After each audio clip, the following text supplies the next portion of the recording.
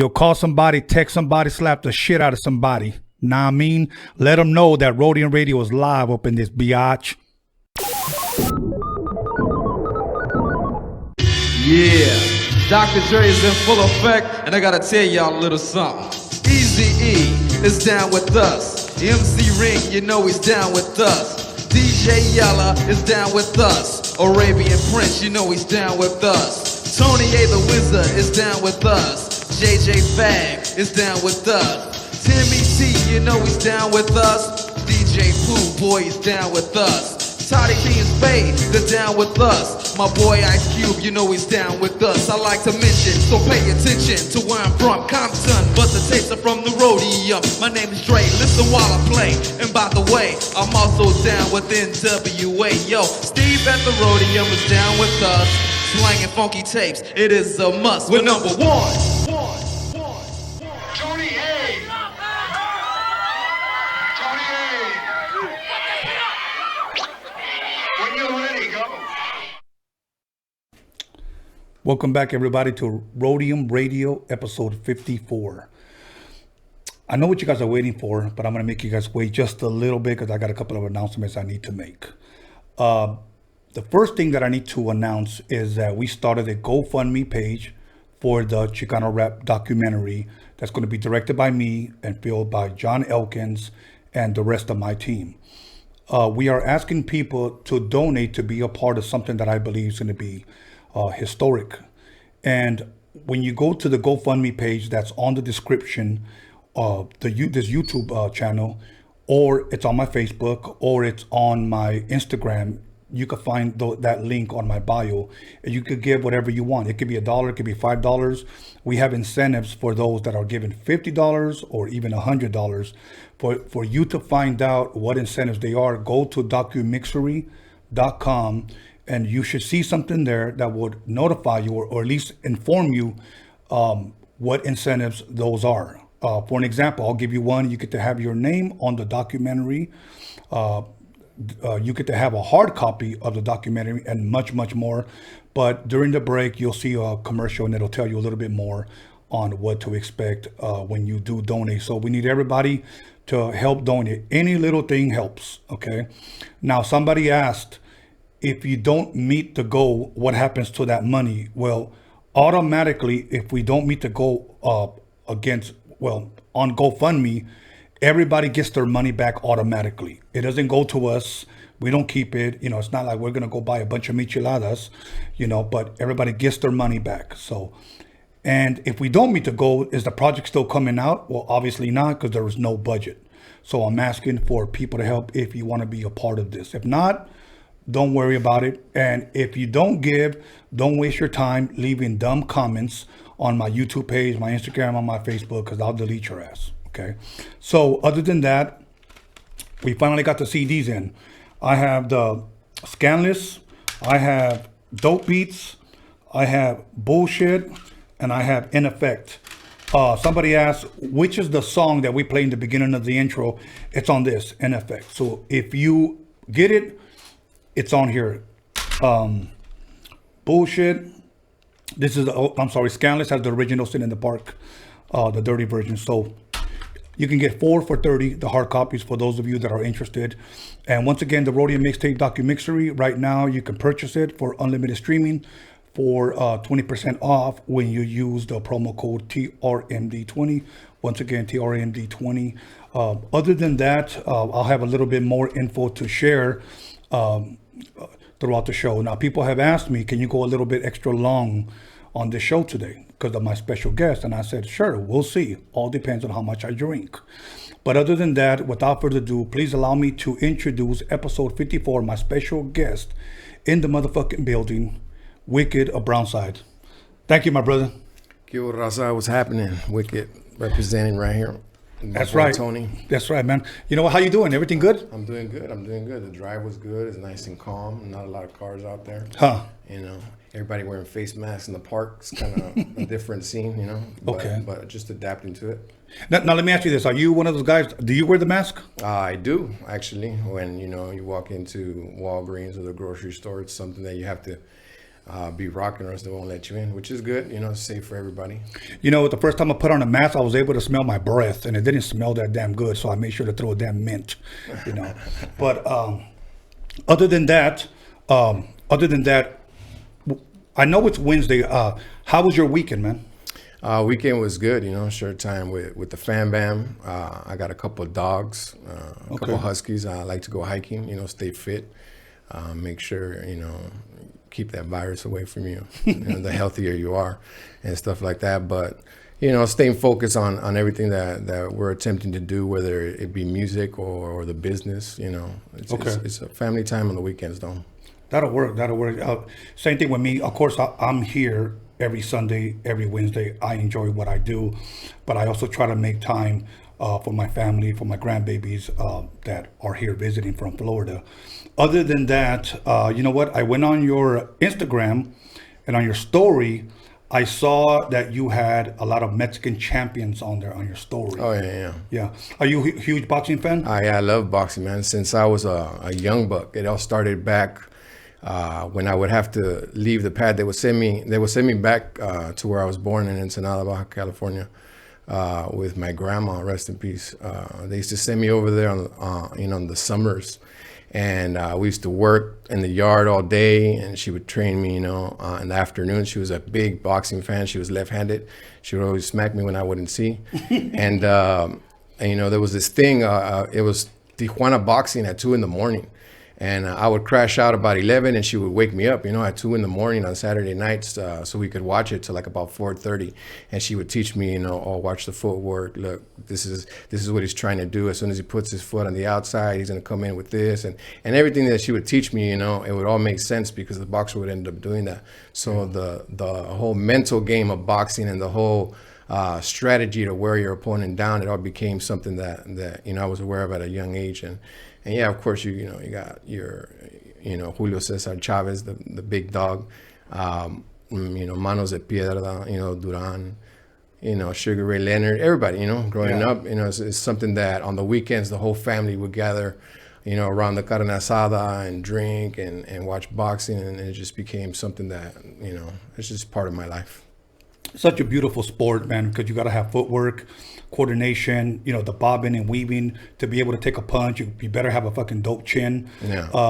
At a young age, I was taught by my brother, even though I'm right-handed, but he taught me how to have to fight left-handed. Yeah, ambidextrous. Yes, and so I learned at a young age, but the reason why I love boxing is this, because if you learn boxing, you have an advantage against the regular Joe Blow off the street, because the regular fat drunk dude only swings with his right hand, and his left hand is worthless. Right. So usually when you fight a fat dude, you let him swing 3 times, he's out of breath, hit him in the stomach, and he throws up his food. That's usually my strategy there. So, and then I help him up, and I give him another kawama. But other than that, who would you say is your favorite boxer of all time? If you had to choose, maybe 1, 2, or 3. Oh, that's a tough one, man. You know, you got different qualities and different boxers. I am a Triple G fan, though. Okay. You know, and I love Canelo. You know, his whole history going down, you know, in the books, you know, is super important for our people. You know what I mean? But just something about Triple G's eyes, you know, especially when he walks to the ring, and I could always tell, you know, he's got that look, and that's something you look for in a boxer, you know, that quality of fearlessness, of attacking, hungry. And there's a lot of boxers out there right now that actually have that. But you know, you got other boxers as well, but those are my top 2. Okay.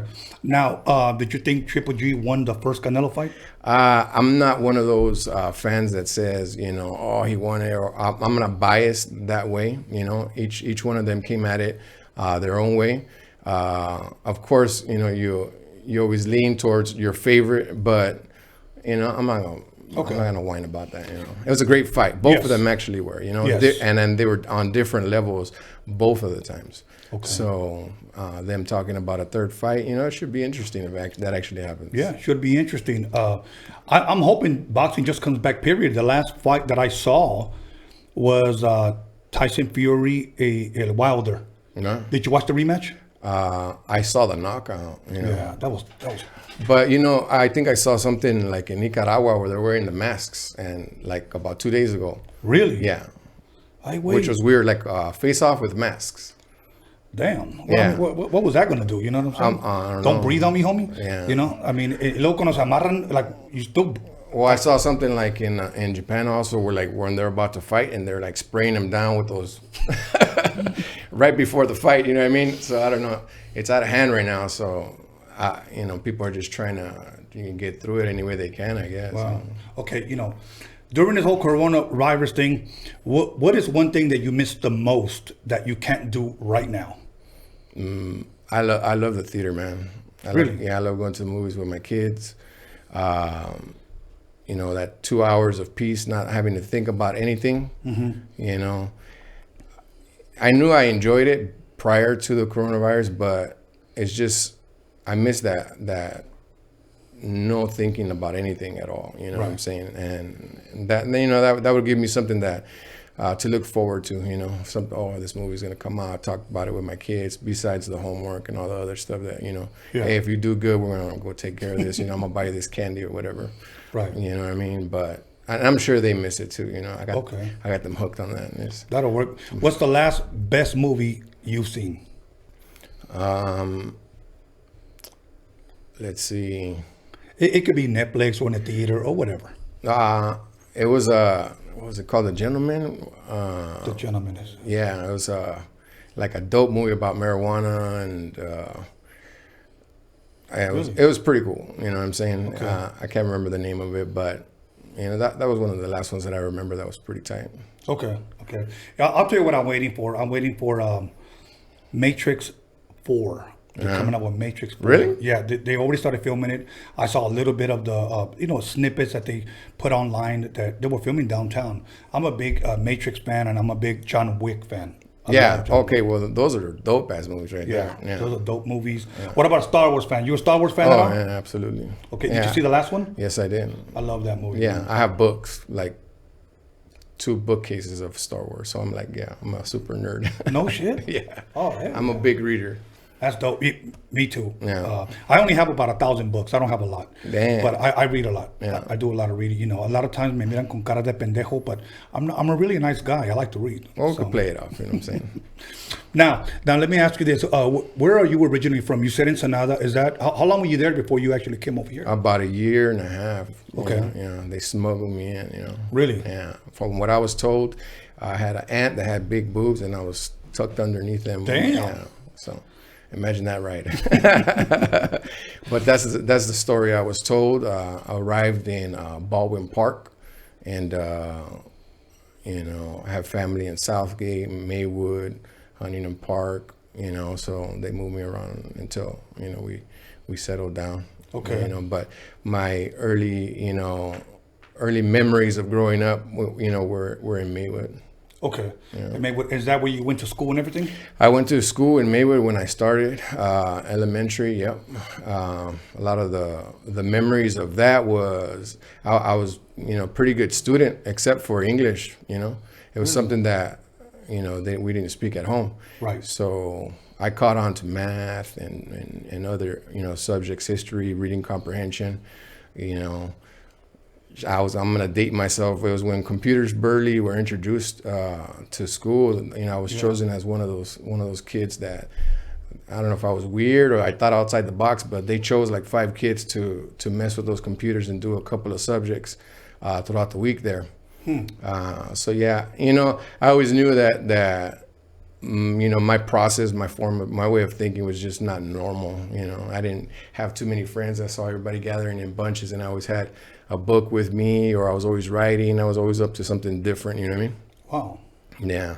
That's good. That's good. You know, one thing about me that a lot of people may not know and they may not care, but I'm going to share it anyways, is that when I was in elementary, I came in second for spelling. Like, they had a spelling contest of all the 6th graders. Right on. And I came in second, and only because I messed up. I still remember the word. I spelled it right, but they dinged me out and they gave it to the white kid. But oh well.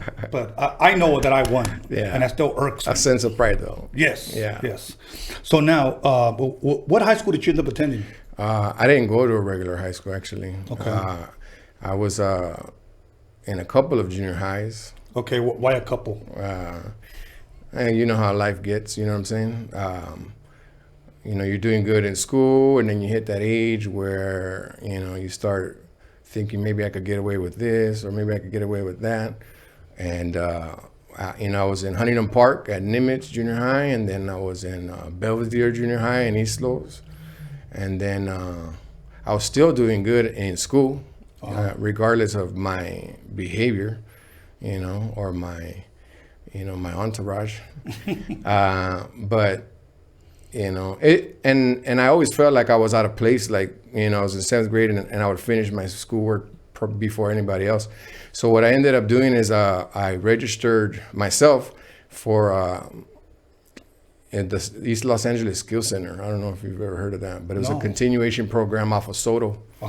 And it was an adult school, half continuation, where they sent you after YA, So they had like, COs and the whole freaking fence closing off and the watchtowers and, stuff like that. And the cool thing about that, why I registered, was because they told me that they gave me packets of schoolwork and I could finish it and I could be done with school, for the rest of the day there. And what I would do is I would finish it and I would go downstairs and go take a CNC class or a telephone class. And so by the time I graduated, or got my GED, I was 16 and I already had, knowledge on phones and machine shop and welding and stuff like that, Okay. Yeah, so I don't know if I was inquieto or what, but like I needed to feed my brain. That's the only thing that kept me calm.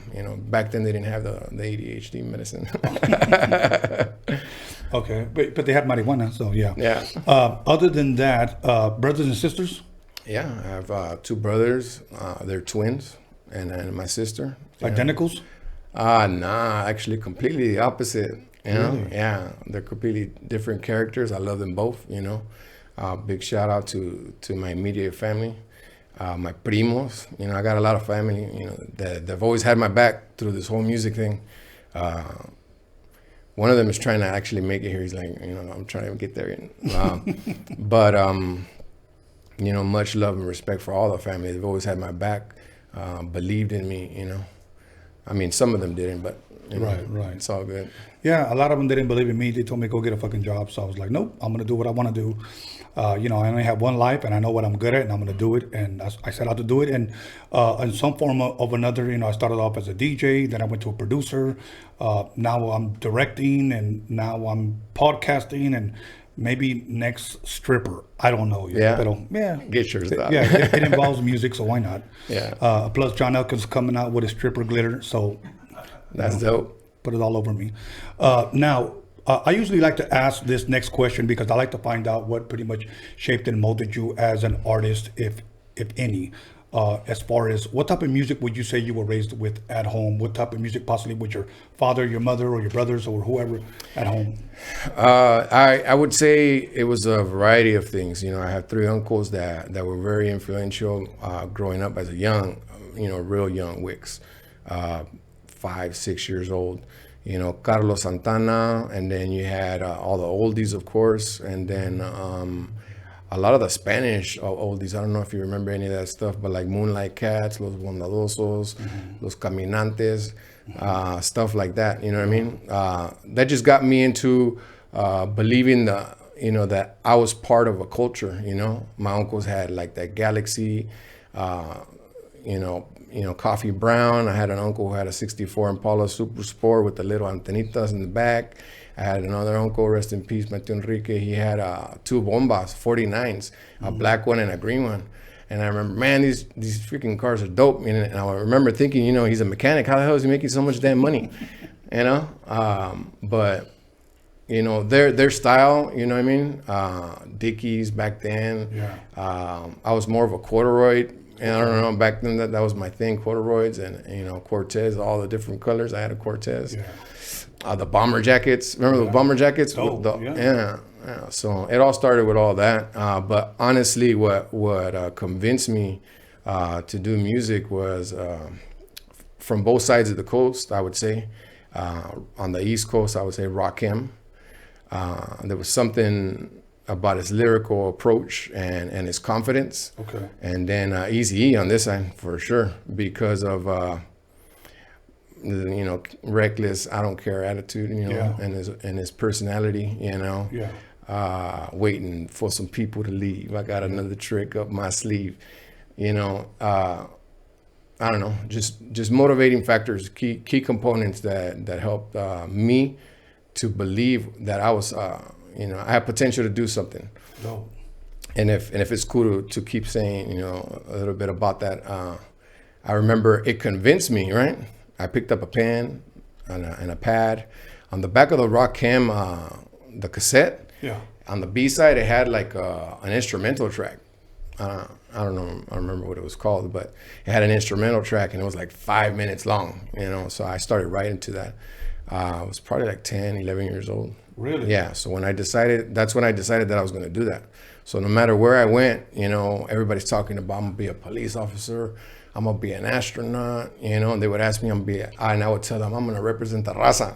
Yeah. Hell yeah. You know, that's what I used to tell them, and you know, not long after that, they would like, oh, there goes that kid that's gonna represent the raza. That's on every block, you know, growing up, that's what they knew me as, and it just kept going, you know. I kept on grinding. That was my thing. Like that's what I wanted to do. I ended up winning a contest on the radio station. Really? You know how they do that battle of whatever you call in, you know, it's a battle. And I won that battle, and I got invited to that radio station the following week, and I showed up and nobody was there, but the airtime was paid for, you know. Okay. So the manager was walking by and he's like, hey, are you the new host? And I told him, oh yeah, hell yeah, that's me. You know, I was like 13, dog. Right. You know what I'm saying? 96.7 FM. Wow. The Mexicans, I named it because we took over that radio station No shit. not long after that. Yeah. So then I realized that adapting and becoming part of this industry was just, you know, I was always a character, man. You know, Yeah. I was comfortable in front of the mic or in front of cameras. I always wanted to text people for what I was going to do before I did it. You know what I'm saying? Yeah. But you know, that led to meeting one of the producers that helped me do my demo. And then when I got invited to do that demo, I was walking in Redondo Beach, and I was walking in, and I could hear. Remember Brandy? That song Brandy? Wow. Yeah, the Hyena was recording that song in their living room. But as I'm walking into the side studio, Eazy-E's walking out, though. Wow. Yeah. So that was the first time that we crossed paths. And I remember him getting into a white limo and taking off. And you know, Starstruck at all? nah, like I didn't realize who it was until he passed me. You know what I'm saying? He passed me and he got in the car, and I went to the producer and I was like, "Is that?" He's like, "Oh yeah, I'm mixing his album." And I was like, "What the hell? Like, why am I here?" You know, I didn't make no sense at all to me. But one thing led to another. That demo landed in Toker's hands. You know what I'm saying? Through their sister. And I told that whole story in that song that I wrote. You know what I'm saying? It happened exactly like that. But you know, one funny thing that happened was my dad. You know, we talked about people that didn't really ever believe, or maybe he didn't want me to waste my time. Right. You know, but I remember having that conversation. He would tell me, "Stop dreaming, man. You know, you're not Martin Luther King." He used to tell me. And he would tell me, you know, it's a black game, you know? Yeah. I'm like, what you mean, man? He's like, only the black people are rapping. And I would tell him it's because I haven't showed up, you know? Right. I was super confident or arrogant, I don't know, but Confident. you know what I'm saying? And I remember I told him, hey, I did it, you know? After I got that phone call from Tokes, he's like, what are you talking about? And I'm like, I did it. Like, I'm going to go record my first track. And he was like, what? And I told him, yeah, like right now. That's why I have the notepads and stuff like that. And his back, we're sitting like this, and his back is to the window that goes to the outside of the house. And I remember hearing all the lowriders coming down the block. He picked me up like in 5 lowriders, and all the little neighborhood kids are coming out. And I told my dad, look, there's my ride. You know what I'm saying? And that was a good moment, man. Awesome. You know, let's cover a couple of moments that you just shared right now. First of all, let me go way back and let me ask you something. What was one of your favorite childhood memories? I'll give you mine for you to give an example. As a kid, being one of, you know, I having 5 brothers, my youngest brother, my dad would take me and him to TJ. and we just go over there and just nos compraba luchadores, you know, the kind of that Yeah, wouldn't the move. big rubber one. Yes, or luchadores mask. You know, yeah. what is one of your childhood memories? One of your best childhood memories that you can remember? I remember my uncle, my tío Moscon, rest in peace, and my tiana. My mom had me at an early age. She was 15. You know what I'm Okay. saying? So they're a bit older, and they were married. You know, they didn't have kids yet, but they would take me around like I was their kid. And I remember feeling like I didn't belong until they started doing that for me. And then they went to go look for an apartment, and then they found one, and they were even looking at getting a 2-bedroom apartment so I could live with them, and then carry me on the shoulders, you know. So I would say that was one of my best memories. And I think I was like 3. My aunt laughed. She's like, "You don't remember that," you know. That's awesome. Yeah. Now, okay, so now you call up this radio. You're writing at 10. At 13, if I'm correct, you call up this radio station. You win the battle. You go to this radio station, and somehow, are they the ones that connected you to the studio where you went and met Eazy or saw him? So through that radio station, I ended up hosting it for about a year. Okay. And how old were you? I was 13. Yeah. So it was just like, it was from 11 to 12, you know, on Tuesday nights. And my aunt, she would let me the Blazer. I was a good driver. No shit. And Wow. and then we would roll up there, bring music. I had all kinds of different events that I started creating. I started hosting lesbian love connection and like all kinds of weird stuff. You know what I'm saying? Stuff that I could think of that could get people to call in, college people. Anyhow, the reason that I did that was because I wanted to start promoting parties or clubs, and I would invite DJs. But you know how you pay DJs to come? No, I would charge DJs to come because I would tell them that that's how popular our show was. Wow. So I was making about $4 a week during that radio station. And anyhow, we got invited to one of the clubs out in San Diego. And at that San Diego club, it finished. And towards the end, they had a rap battle, you know. And it was a concert that some 2 guys were performing. And they rapped 3 or 4 songs, and then they're like, we're gonna, invite anybody up here that wants to battle. And the cats that I was with, they threw me up there, you know what I'm saying? And I don't know, really remember how I performed the song, but they felt like I did really well, and it kind of made them feel bad. They're like, shit, you made us look stupid up here or whatever. Anyhow, they connected me with the producer. Okay. Yeah. So you go to the studio. He's walking out. You go in. Was there already a track made for you to rap to? Or how did that Nah. work? So this is just I have some instrumentals. Okay. Pick one. Let's jump in the booth. I have like 2 hours of time that they're giving me, and let's see what we could do. And I became good friends with him. Okay. That producer. Now my next question to you is: so you have a tape or is it a CD? No, it was a CD. Okay, you have a CD. How did you get it into the hands of Toker's sister? So, I mean, I wrote in the song, and it happened exactly like that. The homies were in the backyard, doing their thing, loqueando, and I was in the front. And I remember it was sprinkling, so I was hiding under the tree with the hood on, and I had my 40 wrapped in the paper. You know what I'm saying? A carta blanca. Yeah. Yeah, those were my favorite back then. And then the car passed by, and it was just hyenas, and they like stopped. And then back then I was like, it was a survival of the fittest back then. Surviving the 90s was no joke. Yeah. Especially in South Central. Yeah. So they pulled over and they're like, come here. And I'm like, nah, I'm not stupid. You know what I'm saying? You come here. You get off the car. Yeah. And then they came and they pulled over and we hung out. They're like, want to blaze it? Yeah, let's roll it up. And we started talking, and the homies, like, they smelled it, and they're like, hey, what the hell's going on? So they came out, and we're talking it up, drinking, having a good time, making fun of each other. Toker sisters like to make fun of people else, It was a good first time. It was just impressive to me the way that they were just comfortable, ragging on each other, and they were down to earth, and I appreciated that.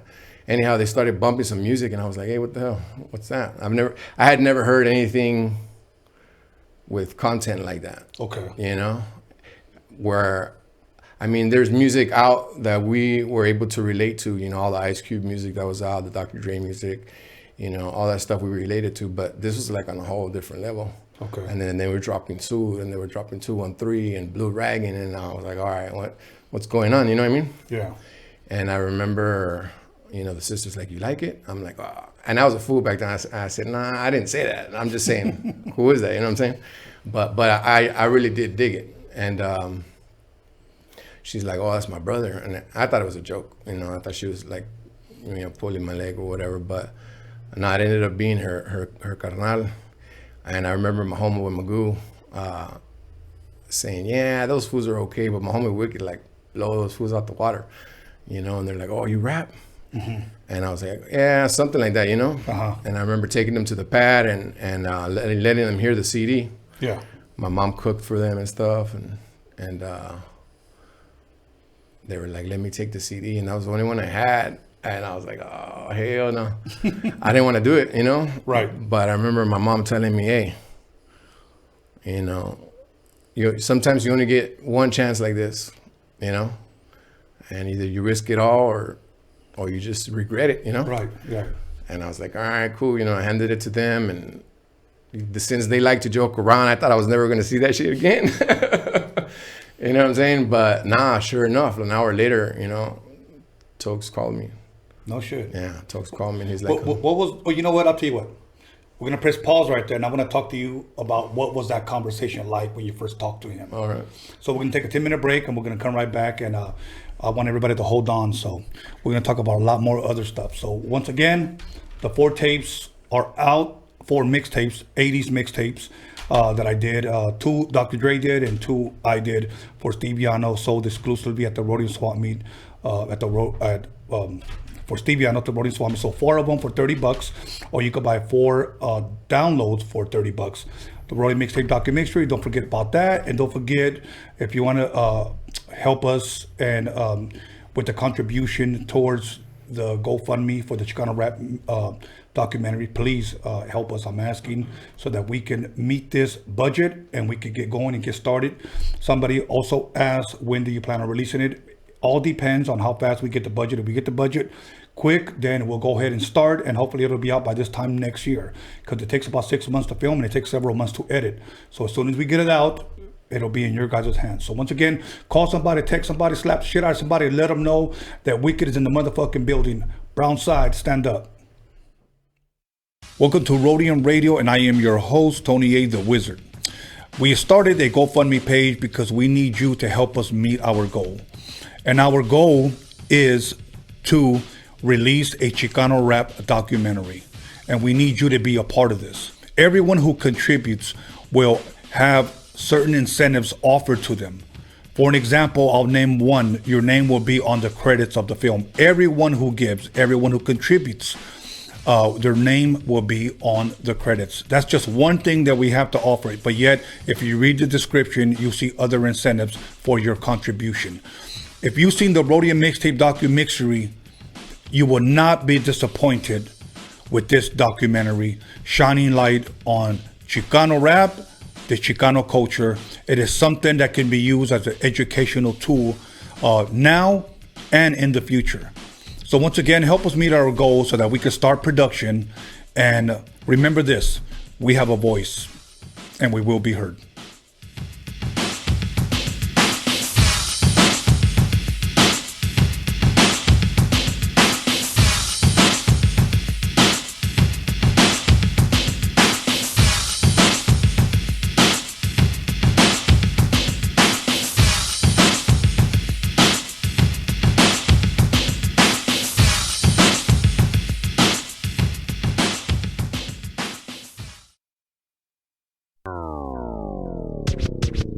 What it do, it's Mr. Little One chilling on Roadium Radio with the one and only Tony A and John motherfucking Elkins, boy. Hey, what up? It's your boy Mr. Shadow. You're watching Roadium Radio with my homeboy Tony A the Wizard. You know what time it is. Yeah, what up? This is Mr. Night Owl, and you're listening to Roadium Radio with the legendary Tony A the motherfucking Wizard. Yo, what's cracking? Nosotros somos Aquid. Estamos aquí con Tony A, the Wizard. You know Roadium Radio, damn it. You know what it is. Yo, what up? This is Mellow Man Ace and Padrino, and you tuned in to Roadium Radio with my man Tony A. Keep it locked. Yo, what's cracking? It's your boy OG Arabian Prince from the world's most dangerous group, NWA. Sitting here with my boy Tony A, the Wizard, on Roadium Radio. What's up? This is Esther Dazzle, Spanish Fly, Harbor Area's finest. Tune in to Tony A on Roadium Radio. What's up, everybody? It's your homegirl Magic Girl, and you are now listening to Roadium Radio with Tony A, the Wizard. Yo, what's up? This is Bozo, aka Emiliano. You tune into Roadium Radio on Tony Vision's YouTube channel. Let's get it. What up, what up? It's Misfit Soto. You guys are now in tune to Roadium Radio right here on Tony Vision on YouTube. Yep. Check it out. This is MC Poncho on the MIC. Shout out to Tony A, the Wizard, Roadium Radio. You already know. What up? This is DJ Trick, Spanish Fly, and you're watching Tony A on the Roadium Radio Show. Big G, Roadium Radio, Tony A in full effect. Stay tuned, watch, listen. This is how we doing it over here. Yo, what up? I'm out here. This is Big Daddy Swoles. I'm jamming with my man, Tony A, the Wizard, out here on Roadium Radio. The podcast is off the hook. Check us out. This is DJ Clientele, and you are listening to Roadium Radio with Tony A, the Wizard. Yeah, this Baby Bounce here with Tony A, the Wizard. You are now tuned in to the Roadium Radio. We do it for the people. You hear me? Mic check. Ernie G from Proper Dos, and I'm listening to Tony A, the motherfucking Wizard, on Roadium Radio. And if you don't know, you should know. What's up, everybody? This is Soren Baker. I'm the author of the book, The History of Gangster Rap, in stores now worldwide. And you're listening to Roadium Radio, hosted by Tony A. Make sure to check it out. We talk about the Roadium mixtapes. We're here. Soren Baker, Roadium Radio. Y'all, this is Really Greg, and I'm chilling with Tony the Wizard on Roadium Radio. Yo, this is Daniel Jones, the D to the motherfucking G Media Clips. Here with your boy, Tony A the Wizard on the Roadium Radio Show. Hey, this is Swifty Blue. I'm right here at Roadium Radio with Tony A the Wizard. Stay tuned. It's the KAS here live on Roadium Radio with the one and only Tony A the Wizard. What up, y'all? This is Kiki Smooth, the first Mexican rapper out of Compton, rich and ruthless, and you're listening to the Roadium Radio with Tony A, the Grand Wizard, El Mago himself. Hey, Compton's in the house. What's up? It's Quete Yes God with my Harbor Got homeboy Tony A the Wizard on Roadium Radio. Yes God. Hey, what's up, gente? It's your homeboy Duende. You're tuned into Roadium Radio with my homeboy Tony A the Wizard. Ya te la sabes, wey. What up, what up? It's your boy Baldachi the Beast, F for Music, the face of LA, right here at Roadium Radio. Make sure y'all tune in. Your boy Tony A the Wizard. Blah. What's up? This is DJ Dominator, and you're listening to Tony A on Roadium Radio. This is Kelvin Anderson, owner of the world famous VIP Records, and you listen to my man Tony A, the Wizard, on Roadium Radio. Yeah, what up? It's Lil Black, you the Brown Super Baller, and you checking out Roadium Radio with the homeboy Tony A, the Wizard. Yo, what's cracking? It's your boy OG Big Wicked, Real Ones Apparel, Orange County. Out here with my boy Tony A, the Wizard, Roadium Radio. Don't make sure to peep it. Peace. Que tranza raza, aquí su servidor, Sinful El Pecador, and you listening to Roadium Radio with my boy Tony A the Wizard. Check, what's up? It's your boy Capital I Man from the Mexican Crew, and you're tuning into Roadium Radio with my boy Tony A the Wizard. Motherfucker's a legend. Bow! What's up, y'all? This is Chris the Glove, and you're watching the Roadium Radio Show on Tony Vision on YouTube. What's up? This is Mr. D on Roadium Radio, kicking back with the homeboy Tony A. Yo, this is Fancy the Boss. Tune in on YouTube at Roadium Radio with Tony A the Wizard. What's up? This is Leo Farsayer, aka the Dragon, the Serpent, the Spear. I'm on Roadium Radio with my boy Tony the Wizard. Hey man, Nick V and Eric V, the Baker Boys in the house, hanging out with Roadium Radio and the one and only Tony the Wizard. Tony the Wizard, aka Kylo Ren, right here on YouTube, Sundays and Wednesdays. Tony Vision, subscribe now. Tony Vision, yeah. Boys, big baby. What's good with it? This is Old Creep, aka Jay Stompanato. I'm putting it down for Orange County on the Roadium Radio Show by West Coast legend DJ Tony A We up and out this bitch. What's up with it, dog? It's West Coast Gilly on Roadium Radio with the legend Tony A. the Wizard on Tony Vision. You know what it is, West Coast to the fullest. Believe that. What's up, everybody? This is Stefan Orior listening to Roadium Radio with Tony A. the Wizard. Yo, what up? This big MOC, Mr. Mos MC on the Roadium Radio Show with Tony A. the Grand Wizard, baby. Let's go. Yo, what up? It's your boy Doughboy Tony. You're tuned into Roadium Radio with West Coast legend Tony A. the Wizard. What up? It's your boy Lottie the G, straight out of Santa Ana, CA, and we're right here live in the mix with the West Coast legend Tony A. the Wizard on Roadium Radio, Tony Vision on YouTube. Yo, what's up, world? This is Cool 187, above the law in the building, and you tuned in to Roadium Radio with my man Tony A. the Wizard. Blah! What's up? This is Darren Vegas. You're on Roadium Radio with Tony A. the Wizard. Real West Coast hip hop history right here. Yo, what up? Sleepy Malo in the house, here at the Roadium Radio with my boy Tony A. the Wizard, giving us our voice back. One of the realest motherfuckers I know. What's up, homie? Show me Frankie Quinones, a.k.a. Creeper from Cholo T, and you're listening to Tony A. the Wizard on Roadium Radio. That's what's up right there. Hey, yo, what's up, man? It's Cujo the Savage. I'm right here with Tony A. the Wizard, Roadium Radio. Everybody stay tuned, man. It's a motherfucking hit. Yo, shout out to Roadium Radio, Tony A. the Wizard, your boy Pablo Nunez right here in the studio. Be about it, people. ¿Qué onda, muchacho? Ahí viene este miro. King with the Black Sick and el Negrito de Los Angelitos, and you're checking out that Roadium Radio with Tony A. the Wizard. Check 1 2 1 2. This is Roger Live, and you are in tune to the sounds of Tony A. the Wizard on Roadium Radio West Coast. Yo, what's up? This is John motherfucking Elkins, and you're tuned into Roadium Radio with my homeboy DJ Tony A. the Wizard. What up, West Coast and all hip-hop fans? This is your girl, Violet Brown, and I'm here with Tony A. the Wizard. And if you're rolling with us right now, that means that you love West Coast hip-hop. And if you want to know the real deal from the real players, the real people behind the scenes, you better pick up Tony's new film, Roadium MIXTAPE DOCUMIXERY. You get it by going to DOCUMIXERY.com. You better get this, and I want to do a special shout out and a rest in peace to my man Steve YANO. I'm out. John motherfucking Elkins on the beat, y'all.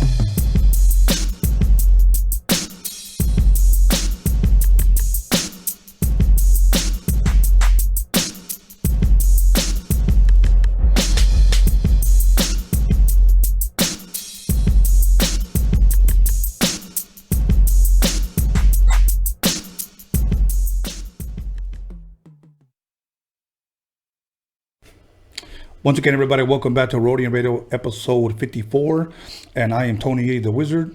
And once again, we got new artwork for these mixtapes that were never released on CD. There's a guy selling them on eBay. That's not me, so don't buy them. Buy them for me at DOCUMIXERY.com. This one has an 808. This one has mine and High Seas glossy. It actually even has, I think, a picture of me while I was doing one of them. I think Hollywood needs more of me. Okay, so that's why I put myself on here. And this is the mixtapes, new artwork, so make sure you buy me out, okay? Because I want a new car by the end of the year. I'm only playing. Wicked, how you doing, my brother? We're doing good. Welcome back, everybody. Welcome back. Yeah. So now, you hand over the CD, Toker's sister gives it to him, he hears it, calls you back, you grab the phone, fill us in, what is that conversation like? He's like, what up, Wicks? It's Tokes, Eastside 13. And I was like, what up, man? He's like, I heard your stuff, man. I'm digging what you're talking about. I was wondering if you wanted to come by and maybe chop it up for a minute. And I was like, oh, hell yeah, for sure. I didn't really know what it was going to lead up to or what, it was, the potential of where it was going to go. But yeah, I was pumped up. I jumped in a glass house in Paula with my primo, and we shot out there. And I remember showing up. It was in Huntington Park, and I remember showing up, and there was a gang of lowriders outside. I'd say like 5, 6 lowriders, Suburbans. Like the whole block looked like one of the movies on. Right. You know, somebody hustling. Boulevard Nights or something. Somebody hustling, you know what I mean? It was like, you know, impressive. And then you pull up to the pad and there's like 30 cholos, you know, all big fools. And, you know, I'm rocking my Saints jersey with my 21 on it. You know, I got my toy with me because I didn't really know what it was about, you know. I walk up to the gate and they're all like coming around me, you know.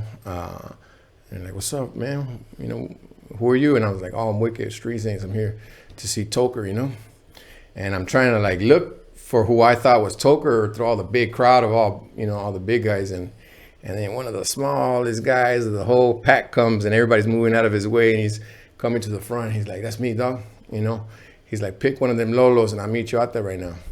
No shit. Yeah. And I was like, all right, cool.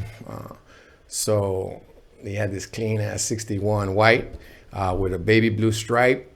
And even the Daytons, man, the Daytons on the nipples, they all had baby blue on them, man. Wow. I was like, oh, that's just tight. I'm going to sit right there, you know? Wow. I remember sitting in the passenger waiting for him. He shows up with a packet of stuff like a professional businessman. Yeah. But dressed up all cholo, which is like a whole different thing for me, you know what I mean? So I was digging and I was like, all right, cool. We could play both worlds. You know, keep it professional, but still, you know, keep it real. And that's how our conversation took off, man. Look, this is what we're doing. This is what we're about. I'm going to let you hear some stuff. And then I already heard what you got. You know what I mean? I already feel like you're a fit, but let me play some of the stuff that we've already done so, you know, we could get your opinion, you know? And I remember he played me a couple of tracks that Danger did and a couple of his tracks, and I was with it. And I told him, you know, yeah, this is your project, you know what I'm saying? You're inviting me to be part of it. You know, tell me a little bit about it. And I remember his vision was really unique, you know? That's what impressed me the most was his vision. He said, okay, well, it's Brownside. The name of the group is called Brownside. And I said, why Brownside? I mean, besides us being brown. And he's like, you know, there's a lot of us out here right now, dog, that look like us, you know what I'm saying? And then we're like just going at it with each other. Freaking, you know, hands to the throat and see who survives and shit. Right. And he's like, I'm trying to create something where we all feel part of it. You know what I'm saying? And I'm like, so everybody's gonna be from the Brownside, ultimately. Like that's the end game. Right. And he's like, yeah, that's exactly it. I'm like, oh yeah, I can dig that. I told him, you hear that your flow and your words that you're bringing to the table are a little different than what I'm bringing. And he's like, no, yeah, I hear that, but I think we balance each other out. And I told him, okay, cool. If you're okay with that, you know what I'm saying? Because their perspective was raw, you know, just like Eazy-E, you know, in your face, and this is how it goes down, and this is what we do to survive, you know what I'm saying?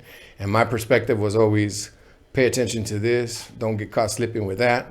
You know, I already experienced it. There's no need for you, you know, for you or your loved ones to go through it. You know what I'm saying? So we've always balanced each other out that way, or you know, and it's like 25 years we did that. You know what I'm saying? Oh, okay. You know, planning, you know, new projects and we allowed ourselves to create. You know, our office was on the freeway. You know, 2 a.m, leaving the studio, we would create the wildest plans you could imagine. You know what I'm saying? And it was cool because either we were both talented and geniuses or we were both crazy, but it was okay because we got along. You know what I'm saying? Now, if I were to ask you when that meeting took place, when you guys both sat in the car, around what year was that, would you say? 93. Okay, 93. Did you meet Danger yet at the time? Right after that. Okay, now we say right after el mismo día? No, like within weeks. Okay. Yeah, I hung around with Tokes for about 2 weeks, you know what I'm saying? Okay. You know, part of, you know, his day to day, you know, and other things I don't want to discuss, you know what I'm saying? Right. But, you know, it's not my story to tell, that part of it. But yeah, he incorporated me into part of his daily routine to see what he was about, what he was dealing with, so I knew exactly what I was getting into, so I could make a sound decision. You know what I'm saying? Mm-hmm. And I felt like it was just part of, you know, his survival tactics. You know what I'm saying? That's what he did to provide for, not only for himself but for his family. I mean, he took care of everybody, though. Okay. You know, it was very impressive, you know. Now, he showed you songs by himself and Danger. Were these instrumentals that he was rapping to, or did somebody was producing for him? Oh, yeah, no, it was already recorded, and it's a big shout out right here at this moment to Julio G and Tony G. If it wasn't for them, you know, a lot of the solid creativity and the production part of our first album, Eastside Drama, came from them. Okay. You know, matter of fact, that is where I met Eazy-E. You know. Okay. So after passing him in that hallway, right. The first time Toker took me to the studio, to the G spot, I'm walking in and I look down and I see, you know, braids, right, leaning on top of the patch board. You know what I'm saying? Right. Real motherfucking G's was bumping. Yeah. Cam was in there. Okay. Some people from you know, different Booyah tribe. Okay. Like everybody was there, you know. For me, you know, 15, 16, I don't even remember how I was young, you know, and that involved with people that are already that marinated, you know, right, in the game. To me, that was, you know, it was an impact on my life. It was a special moment, you know. So, you know, so when you heard those tracks, Tony and if you will, Julio had already recorded with them. Yes. Okay. So now you meet Eazy. What was your first impression about Eazy when you met him? He had big ass hands, bro. He was a little guy with big ass hands, you know. And you know, it was he wasn't too sure about me at first, you know. We kind of disagreed real quick. Really? Yeah. And I remember. That's good. Yeah, I'll tell you my story after. And I remember telling him, you know, like I don't give a fuck who you are, dog. You know what I'm saying? And then I looked at Tokes like, what's up, dog? Why you bringing me into a situation like this? You know what I'm saying? And I told him I'll wait for you outside. You know, I told Tokes I'll wait outside, but this was tripping. You know, right? Whatever. I told him whatever. You know, right. And then he started laughing like he was joking around, but I wasn't with that shit. I mean, I was a youngster, right? Surviving South Central in the '90s, and I was with it. You know, back then, you know, it was about that or no las hacías, you know? Right. And I remember him coming back out with Tokes and, you know, squashing it or whatever after I smoked the leño and, you know, but it was cool. I mean, that was my first impression of him. After that, he was like, hey, you know, I'm recording with Bone next week. I remember his white Mercedes-Benz that he had. He's like, we could roll together, you know? Yeah. That's when he told Tokes about in that white Benz. He told Tokes about doing that Vatos en the Barrio, Boys in the Hood in Spanish. Right. Okay. Yeah. You know, it's funny because when I first met Eazy was at the Swan meet. I didn't know who he was. I was introduced to him as Eric, but I didn't know who he was. They had just finished doing LA's the Plays, Fat Girl on My Jock, and Boys in the Hood. I want to say 87. Okay. And it wasn't until like the following year that they were recording the record that I got to go into the studio. All through my manager at the time, Steve YANO, this Japanese man who knew them, who introduced me to him. So they were playing these songs, and I remember I was dying because I was like the only Mexican in the studio here in the city of Torrance to ask them the Mexican question. And the Mexican question was, hey man, on Dope Man, you got a guy that knocks and you say, y'all Mexicans always come with this shit. Like, I don't get it. Like, why would you say that? You know? Because where I grew up here in the city of Wilmington, there were no Mexicans buying dope here, bro. We were selling it, you know. And he just said, well, you know, I didn't really mean it. It was just something that spared the moment, and we just came with it, and, you know, it ended up on the record. That's what he said. So I said, but yeah, then you said it another time. You said, because the Mexican almost wrecked my shit, you know. And I remember Dre and Ren were looking at him kind of like laughing that somebody was pretty much questioning him about it. He goes, man, I get that shit all the time. He goes, but it did happen. He goes, a Mexican almost wrecked my shit. So I just said it. I couldn't argue with that. What I liked about him, that at least he was honest. Yeah. You know, to me, Eazy, for me, had always been a real one. Yeah. You know, and one thing that I loved about the dude is that he never saw me as a, if you will, a non-black, like, oh, you're just Mexican. He never saw me like that. No, it was actually different. Yeah. It was more on on a personal level than that. It was like it was more like we were more blood. You know what I'm saying? Exactly. That tripped me out. You know what I'm saying? Because I'd never really experienced that. It was always a separation of things. You know, of culture, of ways of going about your day to day, you know what I'm saying? Even though there was so many similarities, right? You know, even now to this day, it seems like, you know, people are trying to separate what is actually obvious, you know what I'm saying? Like, we grew up out here, you know, and how many races is there out here? Like, we're like a bunch of different races, and everybody grabs a little bit of each other, you know what I'm saying? Yeah. That's just how it is, you know? Yeah. So now, after that day in the studio, how soon after do you start recording? Do they have an instrumental track? Are you there while they're building it? Does Toke say, hey man, you know what? I'm gonna put you on this track. What was the next move? We left there and he says, I have this instrumental. Tell me what you think. And I heard it. This is on the way home from the G-spot to my pad. And it's probably like 2 in the morning, 3 in the morning. And he's like, what you think? And I said, oh, I'm good with it. I like it. And he's like, how long do you think it'll take you to write to it? And I said, oh, I already got something for it. And that was new to him. You know what I'm saying? Okay. Because we, you know, represented the streets. We were gangbanging, dog. So that is what, you know, how we came into the game. You know what I'm saying? As gangbangers. But, you know, because of my upbringing or how I trained myself to be in school and stuff like that, I always came prepared with it. So if I was gonna get involved in something, I already had. So I had like a book of songs already ready. And I told him, no, I'm ready for it, you know what I'm saying? And he's like, so tomorrow? And I'm like, yeah, tomorrow, let's go do it. And he took me by the 2 freeway. I don't even know where the hell we were. The houses got bigger, and I was like, what the hell, what's going on? You know, you're 16, you never seen that. You never seen outside of your block. Okay. You know what I'm saying? Of course. So I'm driving to big houses and gated communities, and all that shit was new to me. You know what I'm saying? And I met Andre, and he was the producer that put our first song together. You know, when I say our, I mean Toker and my song, and So Rough, with Rich G. What's up, Rich G? Rich G on the hook, you know? And I remember going there and putting it down with my Carta Blanca, because that was my thing back then, like I said. And I remember the producer saying, man, I remember hearing him talk to Toker, because I'm recording in the booth and I could hear. And he's telling Toker, man, this kid just like killed my track, man. I need to make it like tighter. You know what I'm saying? I didn't really understand what he was saying, you know, but I remember leaving there and Toker telling me, man, you know how long it takes my ass to record a song, dog?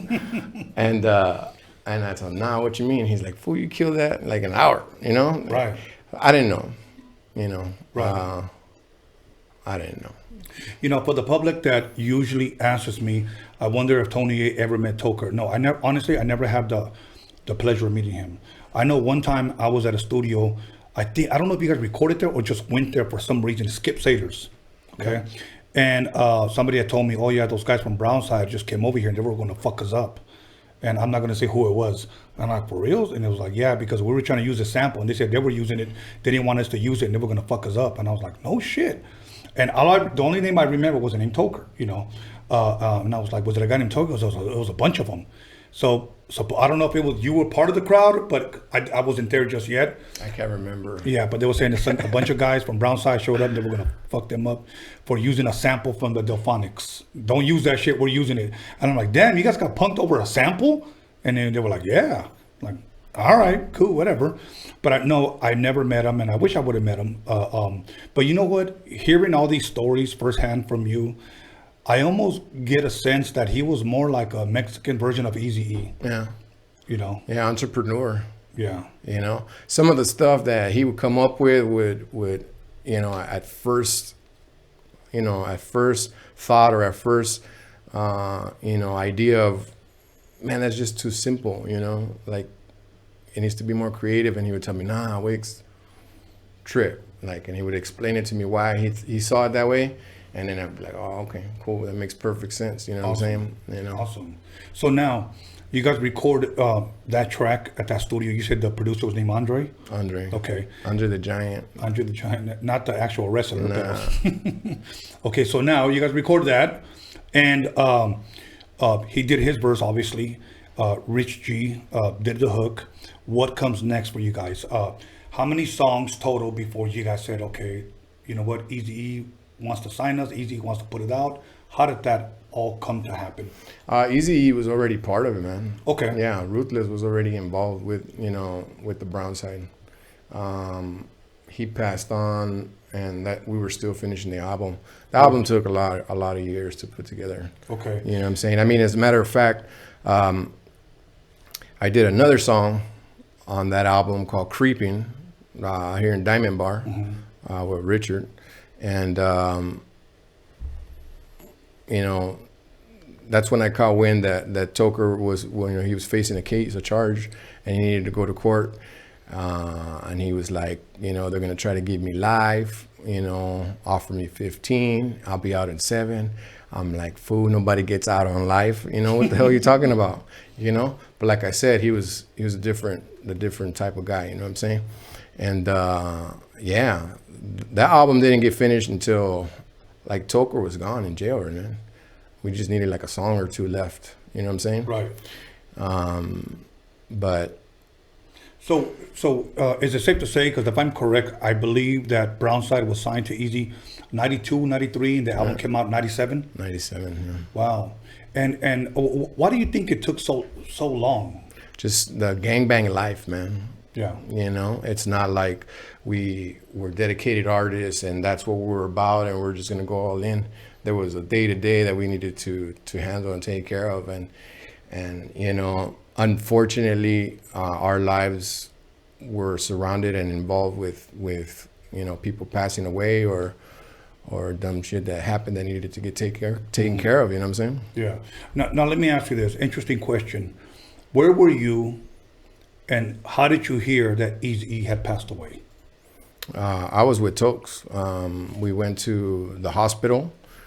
I remember seeing those guys with the Muslims? Like all around the hospital, dog. Like not letting nobody in. Okay. You know what I'm saying?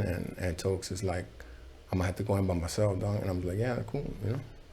And, you know, he told me a lot about that last conversation he had with him, you know? And like I said, some of the stories, they're personal and then they're gonna stay between him and I. But, you know, a day after that, though, that's when Tokes said, you know, he's gone. I mean, he was close to it already, you know? Right. Yeah. You know, one thing that a lot of people don't realize, and again, I don't know what was said between you and Toker as far as what Eazy might have shared with them during that conversation. But I do know for a fact, and maybe you can confirm this, or maybe you may have something different to share, that I know Eazy-E had a lot of love for Raza. Oh, yeah. He had a lot of love for Raza. And I'm not going to elaborate because I could share more. Yeah, I know where you're going with it. Okay. Yeah, so, and I understand that that's where he was at. Okay. Yeah, maybe the last year or two. Yeah. Yeah. Exactly. So, if I had to ask you one more question about Eazy, from what you know of, or from maybe what Toker might have told you throughout the years that you, Toker Danger, and Eazy were communicating, why do you think Eazy-E, if you will, maybe not say take the chance, because obviously he believed in it and he signed Brownside, but why do you think he signed Brownside? Do you think he saw something? Oh, he related. Okay. Totally related. Okay. He didn't, you know, he saw that we didn't give a fuck like he didn't. Okay. It was exactly the same. You know what I'm saying? Flannels, low riders, you know, talking shit. Okay. You know what I'm saying? All right. It was the same. And you're right. And you're right when you say Tokes was, you know, a Mexican version of Eazy-E. The same thing, you know what I'm saying? And you know, unfortunately, the change of events, the turn of events with Eazy, with Tokes going to jail, you know, a lot of things prevented, you know, the possible or the potential of what Brownside could have been. But I'm not the type of person that likes to hold on to things of what could have been. You know what I'm saying? Right. I take things for what they were, and what they are, what I'm going through, and it molds me. You know, it allows me to become who I am. You know? Okay. Yeah. Now, you talked a little bit about Toker going to jail.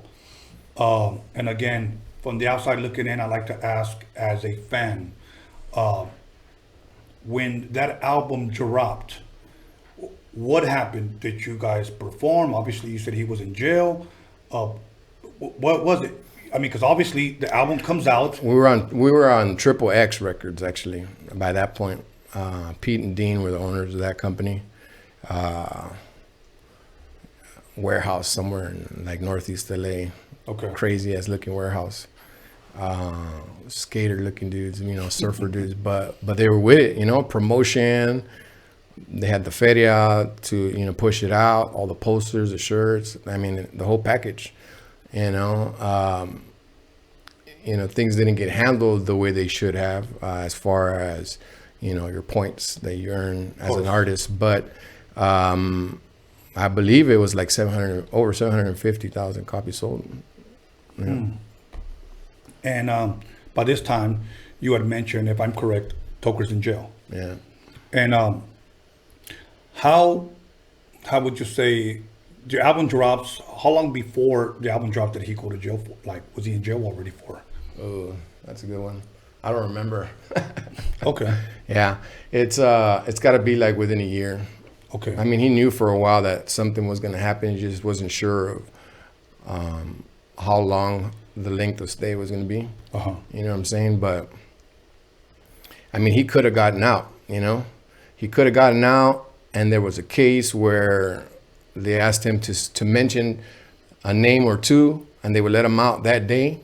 And then I remember Tokes telling me that that's what they were offering him. And I laughed because I know that wasn't going to crack like that. And I told Tokes, what'd you tell him? And Tokes said, I told him, how much longer do I need to stay if I don't say any names? And they told him 2 years. And he's like, all right, cool. And he's like, walk right back in, you know what I'm saying? And that's the kind of cat he was, though. Right. You know what I'm saying? I mean, we are that way, you know? Yeah. I'm not going to say that there's not a lot of us left like that or whatever, you know, to each his own. But they wanted him pretty much to. Yeah, and we weren't raised that way. Of course. That kind of reminds me of Joe Pesci. Remember, was it Goodfellas when he said, hey, what the fuck you doing here? I told you to go fuck your mother. And he goes, bing, bang, bang, bang. I knew he wasn't going to say shit, you know. So, yeah, he just finished off his time. So now, you know, it must kind of suck because you have an album out, it sells, and you can't do nothing with it. Yeah. You know. Now, how was your relationship with the other rapper, Danger? Well, he was passed on already. Okay. Yeah. No. Well, during the time that we met. Yeah. Prior to that. Yeah. Danger was exactly what his name was, man. He was reckless. You know what I'm saying? He lived life on the cuff. You know what I mean? Mm-hmm. I got in the car once with him, and I say once because he drove like a maniac. You know what I'm saying? You know, smoked out with him. Talked about the music.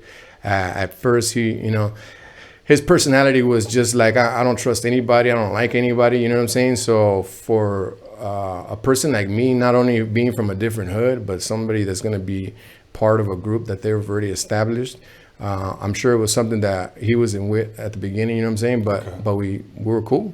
Okay. You know what I'm saying? We were cool. And, you know, it's unfortunate what happened to him. You know what I'm saying? Left some family behind. And you know, that's the life, you know, when you're living that life and you're just trying to make it out. And that was the whole purpose behind it, was to try to, you know, set some type of belief in that one of us can make it out.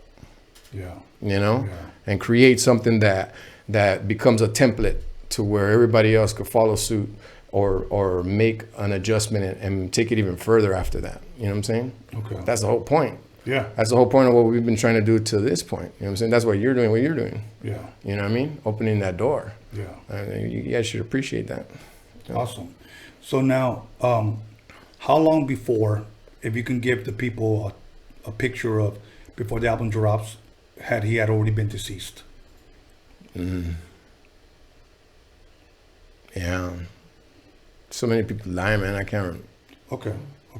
Would you say year, 2? I would say at least a year and a half, yeah. Okay. And where were you when you first heard of him passing? I was at home. Tokes called me.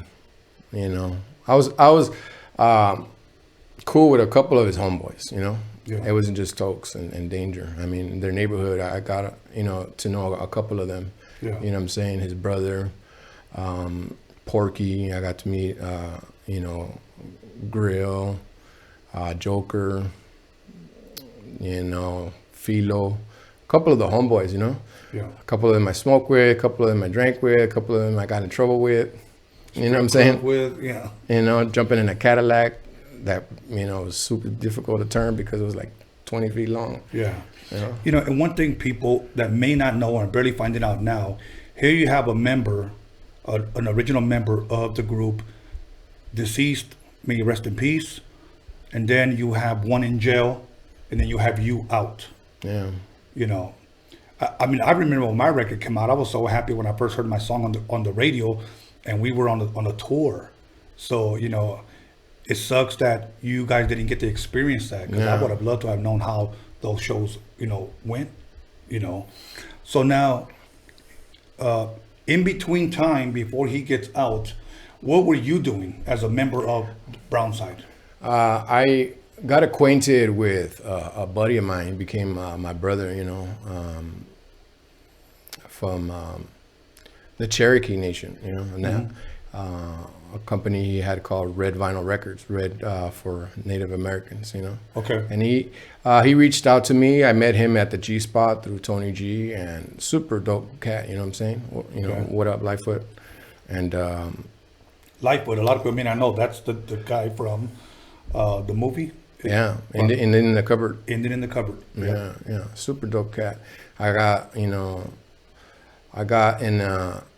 a business relationship with him, and it became more because we shared a lot of similarities on the same level. He was just dealing with it from the native side. Okay. You know what I'm saying? And entrepreneur as well. You know, and I chase that type of personality because I feel that you gotta stick with people that actually motivate you or inspire you to be greater, or you're doing both. You know, it's going back and forth that way, as opposed to like bringing people up. You know what I'm saying? Unless they need it, and then that's all right. But you know what I'm saying? Yeah. So he was that for me, and I was that for him as well, I believe. You know, and I did about 2 years of music with him and toured. The first solo album that I did, the project, Mr. Bald and Brown, it was at his studio in Seattle, Washington. Dope. Yeah. So at all, just to ask, did you do any shows with the Brownside stuff, just you doing your verses? Yeah, with touring on tour with Lightfoot. Okay. Yeah, for sure. And it was all reservations, so that's a whole different trip, man. Wow. Yeah. Wow. So here you have all these Native Americans with a long greña, and you have Wickets of the Pelon. Okay. You know what I'm saying? So I stood out like a freaking thumb everywhere. Carta Blanca. Yeah. All good. Listen, I want to talk about, when we come back, about what was your relationship like, or how much did you keep in contact with Toker while he was locked up, whatnot, when we come back. And we'll talk about the second album, what took place when he got out, what did you guys do, etc. Okay. So we may go a little bit extra longer, you guys. So I'm going to go give me some Patron and go give me a couple of beers. Somebody brought some short beers, okay? Pissed me off, but you know what? Hey, it's free, so I might as well just drink it. Once again, go to the GoFundMe, and you know what? Bless us with a contribution. After that, go to our website, DOCUMIXERY.com, and see what the incentives are when you bless us with $50 or $100 or more. We made it worth your while, where you would want to be a part of this. And all I want to do is just shine light on Raza. So if you want to help me, cool.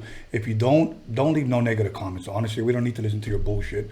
Other than that, call somebody, text somebody, slap the shit out of somebody, and let them know that we're going to start drinking in a little bit. We'll be back in 10 minutes.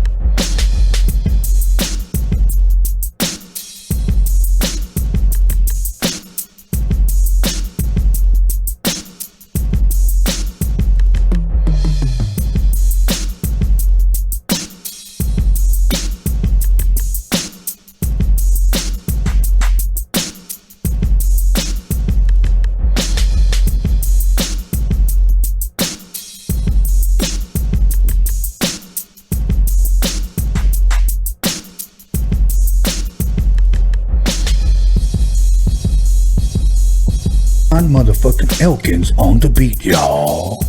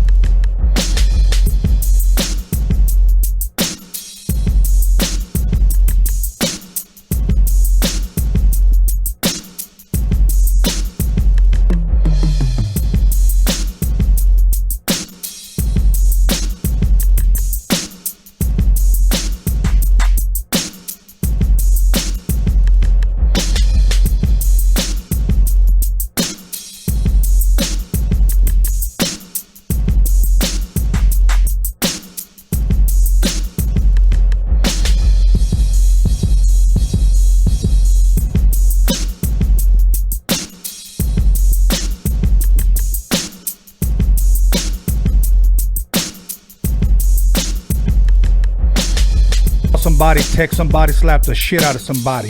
Nah, I mean, let them know that Roadium Radio is live up in this biatch.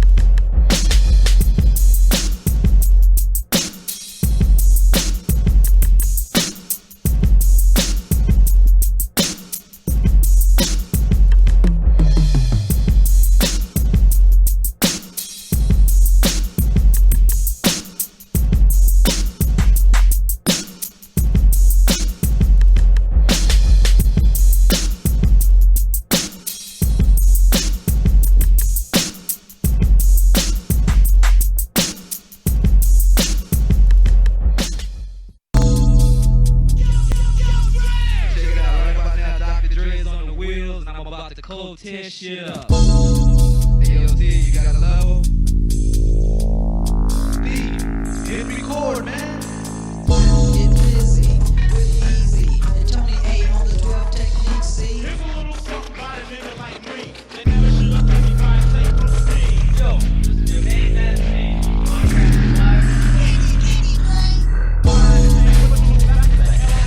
You don't like Coach A, well, fuck. I'm rocking shit at the Roadium.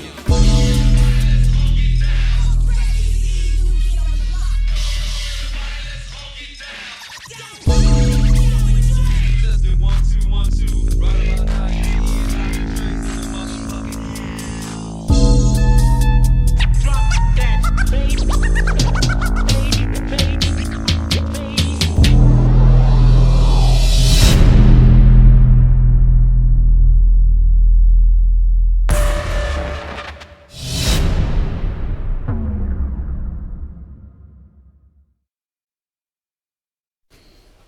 Welcome back, everybody, to Roadium Radio episode 54, and I am Tony A, the Wizard. This is the little wizard that somebody had actually gave me. Once again, please buy us out the 4 Roadium mixtapes, first time ever put on CD. Actually, the first time they were ever out was during the 80s. I mean, it's got all my mixes. Once again, people always ask me what song is it that a Roadium Radio starts with. It's on this tape, this CD called In Effect. Okay, you could buy it via download, or You could order the CD for those of you that still like CDs. I know a lot of people act stupid and say, well, I don't even have a CD player. Then this is not for you. Buy the download. It's all good, homie. Don't worry about it. Roadium Mixtape Documentary. Once again, TRMD20. That's a promo code where you can get 20% off. If you like it, I've never heard anybody say that didn't like it. And that's why I took it upon myself to do a Chicano rap documentary. But for me to continue to go forward with this project, I need donations. So if you want to help us, cool. If you don't, hey, pray for us, okay? Other than that, I already poured myself some mini micheladas. Oh, once again, big shout out to my boy Blasto. Bought a case off of him because I support those that support me. And now, you know the show's gonna get good because I bought out the damn patron. So while he talks, I'm a pour, okay? So if you hear me stuttering, no es porque soy tartamudo, it's because I'm buzzed. All right. Anyways, brother, so now the album drops 1997. Toker's in jail. You guys are working on a record, the Payback? Yeah, Payback. Okay. People are probably wondering, were those tracks that Toker's rapping on, were they pre-recorded, then you guys just put them out later? Or how did you guys record him? Kind of fill us in. Yeah, so what we did, because you know we didn't have any tracks recorded, we went out and looked for different ways to be able to record them over the phone, and we tried it a couple of times, and it failed. But we then found this one device that could plug directly into the soundboard, and that's how we recorded pretty much that album from him on the phone. And every time that little that repetition, this call is being monitored, it kept coming up, so it would interrupt his verse, and he'd be like, oh shit, but we chop it up and take it from there, and we did put the whole project together like that. Now, okay, I'm just gonna ask, because I'm sure somebody's probably wondering. I'm sure, didn't anybody say, bone check, boo? No. Okay. No. No. I mean, and there's I'm noise sure, there, I'm sure he had like fools saying, hey, shut the hell up, and I'm taking the next 3, and Right. Yeah, he had it like that. I mean, and it's kind of hard because, let's be honest, you're on a pretty much like a payphone looking thing, and you're listening to the beat while you're... Wow. Yeah, but we made it happen. Yes. You know what I'm saying? And it was a coordination, through phone calls that him and I had, and also visits and letters. You know what I'm saying? I mean, how many homies do you know that actually, stick it out with you? You know what I'm saying? Visit you, send you stuff, write to you, whatever, something to change the monotony, the repetition of what's going on there, feeling like you're exiled, Yeah. I tried to not allow that to happen, keep them motivated. The momentum was important. Of course. And would you say how many songs were recorded like that? I'd say at least a good 6 or 8 of them, man. Wow. Yeah. So that album drops in 1999. The album prior to that dropped in 1997. So 99, when did he get out? Ooh. Keep asking me these years. I'm not good with that. I'm just like names. I can't remember some names sometimes. I'm the same way with he got out. I know he got out, and within the year, we recorded the takeover. So So a year before the takeover. Okay. Now, in your opinion, between the first and second album, I don't know, it's kind of hard because he's in jail. Which one did you like better between the first two? Oh, Eastside Drama, man. Okay. It's the beginning. It's the beginning. It's the beginning of a whole evolution. It's something that, I mean, you had Raza out there putting it down. You know what I'm saying? Yeah. But we introduced the cholo. You know what I'm saying? We introduced the big pantalones, the Cortez. He had the comb back hair. I had the pelona. Yeah. It was a transitional period for us. You know what I'm saying? Yeah. We were revealing a lot of, about our street, our heritage. Yeah. Our pride. You know what I'm saying? Yeah, that's awesome. And you guys from here, from LA, pretty much where I believe Chicano rap originated from, started. Right. People ask me, Tony, when you do this Chicano rap documentary, are you going to interview different Chicanos from different parts of the state? well, I don't have a big enough budget to be flying around to be interviewing. I would like to, but I started out with a small budget to making it at least reasonable that like we can go around here and interview people and give the people what they want, because I really want to shine light on our raza, our music, our culture. Yeah, I think that's dope, actually, because it'll create, the opportunity for people that haven't actually seen where we come from or what we're about, and put that into light. And then, it might be a little bit smaller of a project right now, but those cats that are out there that have the feria to back it, that know that there's something there, they're gonna get at you.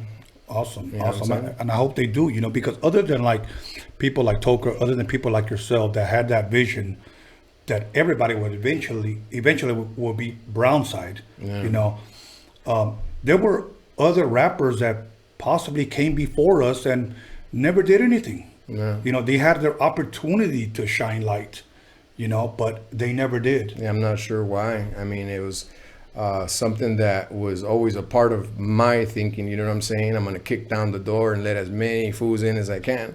Right. You know what I'm saying? Because that's what's gonna create the wave of that ripple effect to where this is the new. Right. You know what I'm saying? Yeah. But to each his own. I think a lot of those guys just wanted to shine light on themselves. Yeah. Wanted to make all the money to themselves. They didn't mind working with other rappers as long as those rappers didn't surpass them. With me, and I will always continue to say this: if I can help you or help the next man surpass whatever I might have accomplished, I want to do that. Yeah. And have that person do that for the next man. Yeah, that's how we're gonna get there. Yeah. You know what I'm saying? A chain link. Exactly. Yeah. Exactly. But greed and envy is a dirty beast, man. It's a dirty beast, and if you live like that, then that's where you stay, actually. You know what I'm saying? Yeah. I try not to think that way. Right. I mean, I see it. I'm not oblivious to it. Right.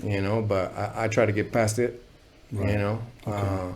I might not have reached the pinnacle that I envisioned for myself, be the chain of events or whatever, but I feel like I treaded, heavy-footed, and I created a good path, you know what I'm saying, at least to help all these youngsters that are coming up believe and have that sense of like, hell yeah, I'm going to get it. Right. You know what I'm saying? Yeah, and we need it, and I think it's about time. It's funny, somebody commented on one of my YouTubes. He said, we're trending right now, speaking of raza. We're trending, and I think it's about time that we do. But without further ado, I'm going to take a little bit of sip of this shot, because I don't want to get too fucked up. Okay. Pero salud, bro. Salud. Okay, bro. Salud, raza. But so now, no pussy. On that second album, fill us in who did the production on that record. On which album? The second one. And the second one, Richard Pros, PR Records. We've had our ups and downs, him and I. Ultimately, we've come to an understanding where we have a mutual respect right now. You know what I'm saying? But he's been around for a long time, man. That cat, I think he owns like a lot of the West Coast music. He has he has a catalog of like 500-600 albums. Yeah, Red Eye Distribution, up in Diamond Bar. Some of the most popular songs that we had came out of his studio. You know what I'm saying? And that Payback, for sure. Mm. Yeah. Now, 1999 Payback comes out. Your next record doesn't come out till 2006. Yeah, it's like a pattern, huh? Yeah. Why is that? La vida de cholo. La vida de cholo. Yeah. Yeah. Now, when he gets out, what is your guys' relationship like? What are you guys doing? Are you guys studio working, back to the street life? He gets out. He hits me up, says, "Hey, Wix, I'm out." I was super happy for him, you know. I mean, who else do you know that gets life and gets out? Like, honestly, you know what I'm saying? Right. I don't really know anybody. I mean, they might get 15, they might get 25. Right. But once you catch that L, yeah, like it's unheard of. You know what I'm saying? And just like he said, 7 years, boom, he was out. Anyhow, he said, "I'm out. I'm gonna take some time with the family, and we'll be back at it soon. You with it?" And I'm like, "Yeah, hell yeah, I'm with it." You know what I'm saying? I mean, I could have changed the whole time. You know what I'm saying? I mean, I did go out and do my solo projects because I needed to keep the momentum going. That's just, it was part of it, and he understood that. You know what I'm saying? Right. But I could have changed directions and tried to become part of something else or whatever, but I never did. You know, it was not something that, you don't barrio hop, so you're not, it's not the same. You know what I'm saying? Yeah, because I known a couple of dudes that were from 2 different neighborhoods, and I'm like, that shit doesn't go. Yeah, it's not in my nature. I remember a story when we were coming from Universal City Walk, and Toker took me out there to meet a potential new member of the Brownside. You know what I'm saying? And he didn't tell me until we got off the car. Really? Yeah, he's like, let's go out there. We used to go out there and grub, at Jerry's Diner or some shit like that. I used to get hamburgers, and he's like, fool, this is a fancy restaurant where you get hamburgers. I didn't know, you know what I'm saying? But I remember going up the escalator, and he told me, all right, we're about to meet a cat. He's from this barrio, and, we're thinking about putting him in the Brownside. And I was like, what? And then we started talking to him, and like he rubbed off the wrong way, you know what I'm saying? And I pulled Toker over, and I was like, nah, don't, Yeah. And like whatever, that meeting was done, right? And we jumped in the ride, and we're driving on the freeway, passing South Central, right there by Central, on the 10. And I remember him telling me, hey, he's like, you hang around with us, dog. You're a lot like us. He's like, why don't you just, get into my neighborhood? And I told him, pull the fucking car over, dog. I told him, pull it over, dog. Like that? Yeah, and he's like, what? I'm like, pull the car over, dog. Like, what the hell? Why are you asking me that? You know what I'm saying? Right. And he's like, you wouldn't do it, dog? And I was like, hell no, fool, what's wrong with you? Would you respect me if I did that? And he's like, nah, I wouldn't. And he was messing with me like Eazy was doing back in the day, you know what I'm saying? And so that's something that we knew about each other, you know what I'm saying? There's just some lines we don't cross. Yeah. And we respected that. Absolutely. It's like snitching, man. You just don't fucking do it. You just bite the bullet, do what you got to do.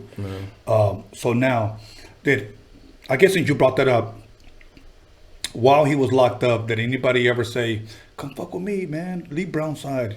Yeah.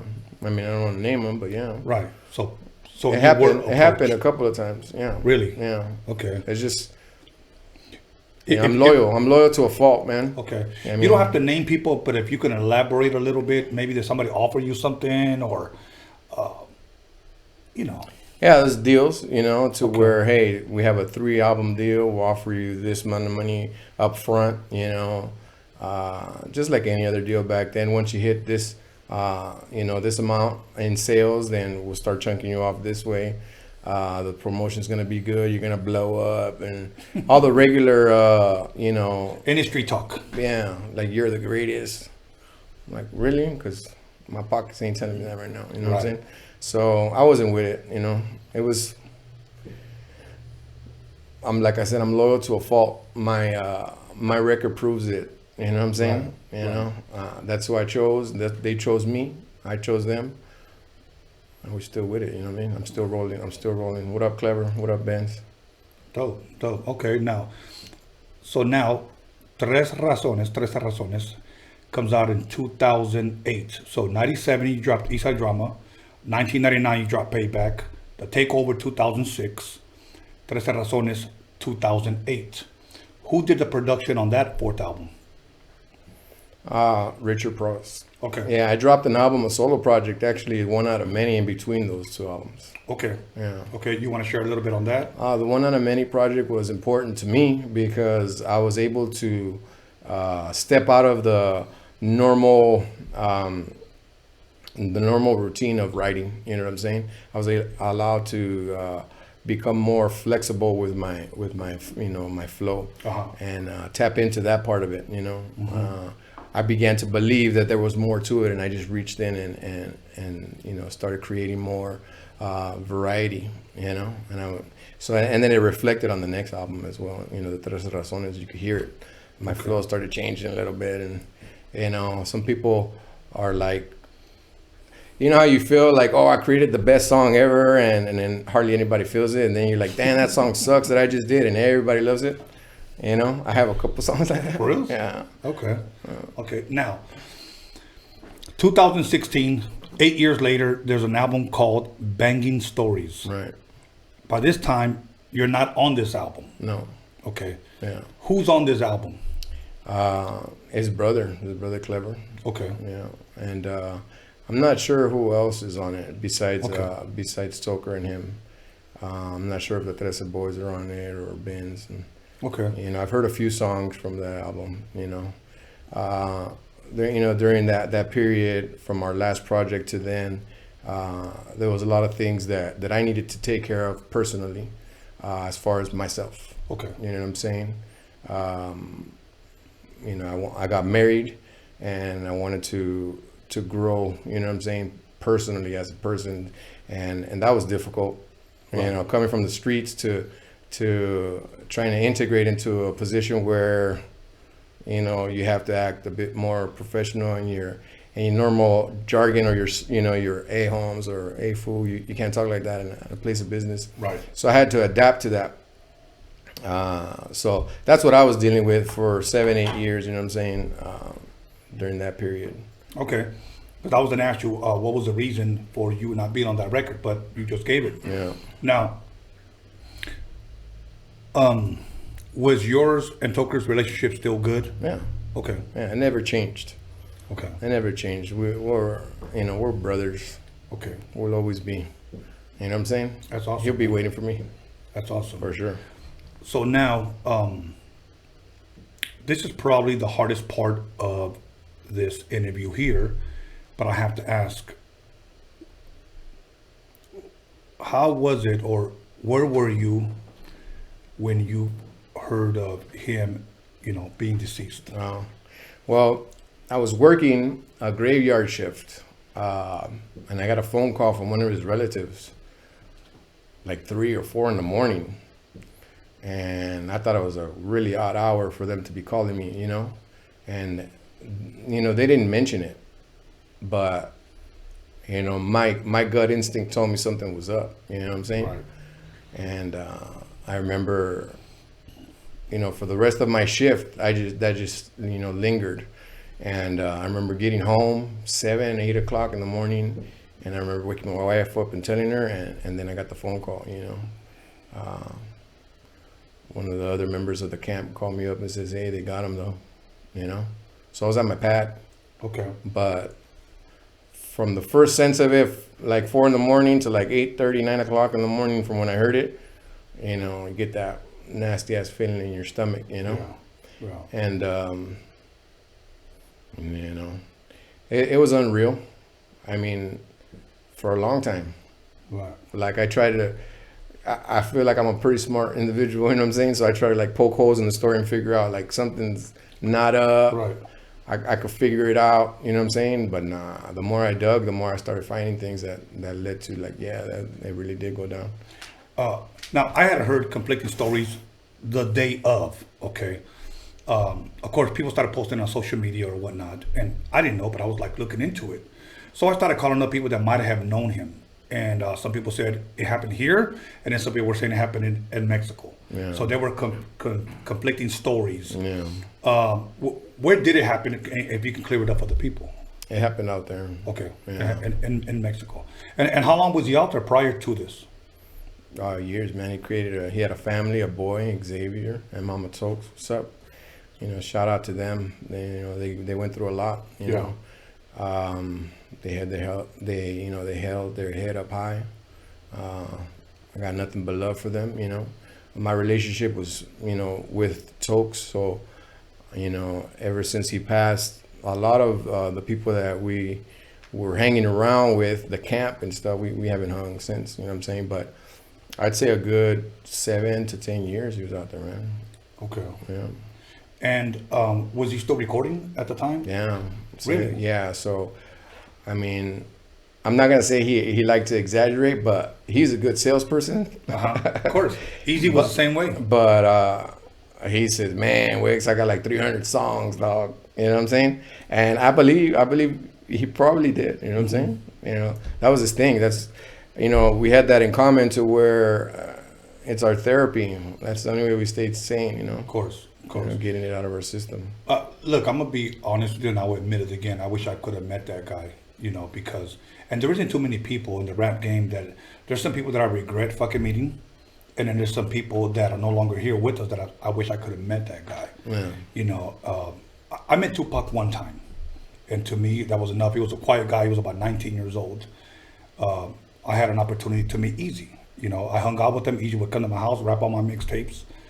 I've been in the studio with Dre. I've been in the studio with a lot of legends, and I don't say that braggingly. I say that in the most humble way because I was introduced to these guys all through my manager Steve, who's no longer with us. Okay. This is a Japanese guy that signed Proper Dos in the early 90s who believed and saw the future for Chicanos. Yeah, those cats are tight. Yeah. And I remember he told me, I got some guys from Santa Monica coming through.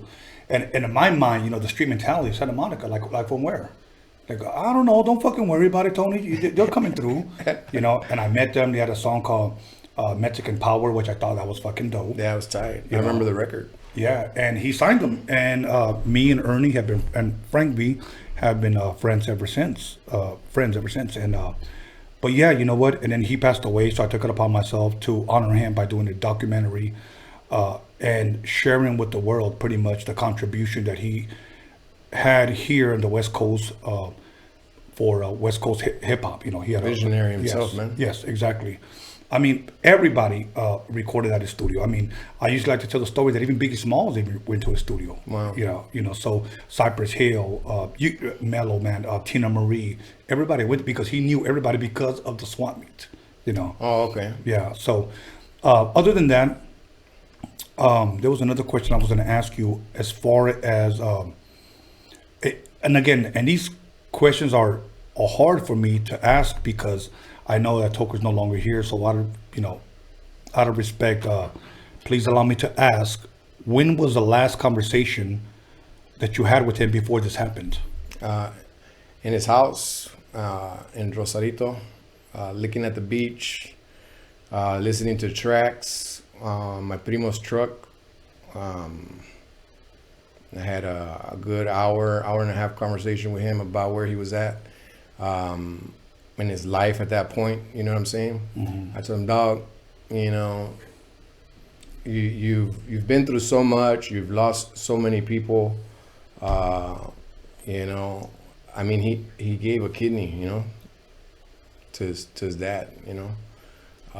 He took care of his aunts and his kids. He took care of so many people. You know what I'm saying? He always wanted that boy. I remember him saying, "Oh, I want a boy." I think he was he was trying to buy one too. Like, "Fool, you crazy? You can't buy kids." You know what I'm saying? But he would say that he's like, "I'll pay like 50 racks for a boy." And I'm like, "All right, come on, though." Right. But he finally had his boy. And his wife. He's married, a house. He had this ranch and 100 palm trees about to get planted. I'm like, dog. Damn. I told him, dog, you're good. You know what I'm saying? And I told him, just let it go, though. Like everything else, He's like, I can't. Like, too many people rely on me, And that's the kind of author he was, like straight heart. You know what I'm saying? Yeah. And I remember him telling me, he's like, he talked to me about his brother. He's like, right now, he's like, it's one of those moments where we're disagreeing, but he's like, that happens all the time, But I want you to take care of him. I'm like, what are you talking about? Fool, don't talk like that. You know what I'm saying? Right. He's like, he's got so much potential. You know what I'm saying? Right. And it was difficult. It was difficult because, he was in a place where life had taken him to. It wasn't by choice. He wasn't good at school. He told me, I wasn't good at school. I was good at hustle. And once I figured out how to do it, that's where it took me to, and this is where I'm at. And now everybody, relies on me. And I'm like, dog, relying on you and not having you is just like, it's night and day, dog. You know what I'm saying? Right. But his heart was what it was. You know what I'm saying? Yeah. Yeah. And it'll always be that way. Okay. That's the kind of the person that he was till the end. You know what I'm saying? Okay. A real vato. So you leave there. And how soon after that? Was it months, days, weeks? Like 2 months. Though. 2 months. Yeah. Okay. Here's what we're gonna do. We're gonna go ahead and take a 5-minute break. I've never done this. Take a 5-minute break. We're gonna come back, and I want to know where is Wicked right now, and what could we expect from Wicked, and is Wicked gonna be dropping anything new, or has he dropped anything new? So, once again, everybody, we're gonna take a little break, 5 minutes. Come back, drink a couple of Modelos. Shit just got good. I'm gonna serve myself another fucking shot, and don't forget to go to the GoFundMe and support our documentary that we're going to be filming hopefully soon. Buy me out, please. The Roadium Mixtape DOCUMIXERY. 5 minutes, we'll be back.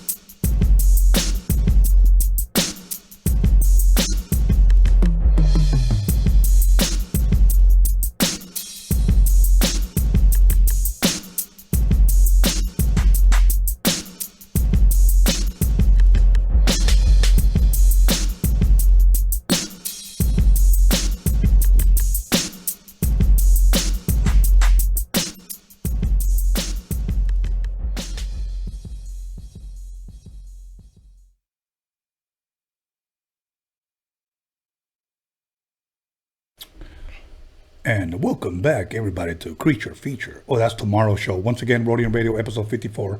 And we're back with Wicked Brownside. Let's jump right back into it. For those of you that need to go to work tomorrow, go Mimi's or hang in there. I'm sure your boss won't get mad. Some of you guys aren't even fucking working due to this corona bullshit. But if you guys are having dinner, go ahead and finish up your top ramen and join us. Other than that, you know what? I have some other interesting questions that some of the fans wanted to know. Let's see. There's rumors about a Toker book. How true is that, or what do you know about that, or is there a release date? Fill us in. I don't have any info regarding the release date, but that there's a book. Yeah, there's a book. Well, I mean, he talked to me about it for a good couple of months. You know, gave me insight as to what it was going to tell his story from a youngster on 49th Street. There was actually two versions of it. You know, one if he was still around and one if he wasn't. So really, yeah. So the one, of course, if he wasn't, it was going to reveal a lot more of the truth. You know, stuff that you couldn't, that his attorney advised them against. You know what I'm saying? You know, here's an interesting question that I want to know.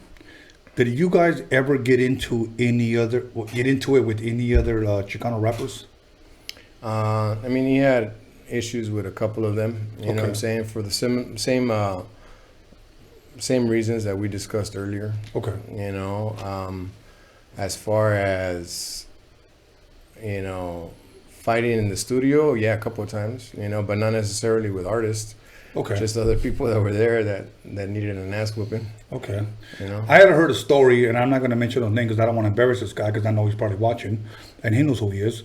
There was a story going around that you guys were walking into the studio out in Diamond Bar or out in that area somewhere, and this person was walking out. You guys caught up with him, grabbed him by the throat, and shoved a pistol down his throat. I don't know how true that is or if you're even familiar with that story. I am familiar with that story. Okay. So that is true then? Yeah. Okay, cool. So if you're watching, everybody knows. Oh, well. Anyways, now here's another... I love them subliminal messages, man. And your directness. I love like how you just interrupt yourself and boom, and then go back to yourself. See, because there's two of me, which I call the Twinity. Oh, I like that. The Twinity. So I'm going to make a shirt. Dope. So now, now we talked about the book. Is there any songs that you, Toker, and Danger still have that were never released? And if there is, who may have them? Not all three of us, no. I have a track with Toker that I haven't released. Okay. Yeah. Okay. Now I'm not sure if I will, but I do. I mean, I hadn't thought about it until right now that you said it. Really? Yeah. Okay. All right. Now, this might be a hard one, but I need to ask. What's your most memorable Toker story? Do you have one? Maybe a couple? Most memorable Toker story. Something funny or something maybe sentimental that he might have shared with you, whatever. There's a lot of stories, man. I mean, especially in the studio, the drives home, his plans, you know. But I think one of the stories had to do with him and Eazy-E, you know what I'm saying? Where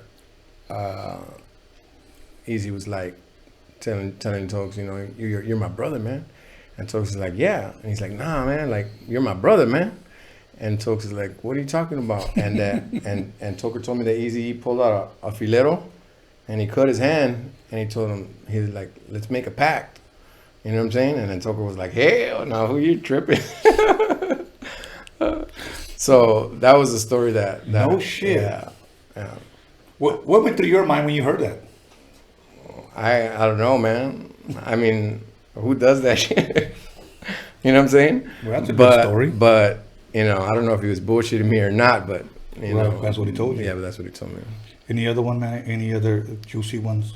Nah, I mean, one of the stories that did impact me a lot was he told me he was in Ruthless recording one of the songs, and he had to stop because somebody called him and told him that his brother got shot.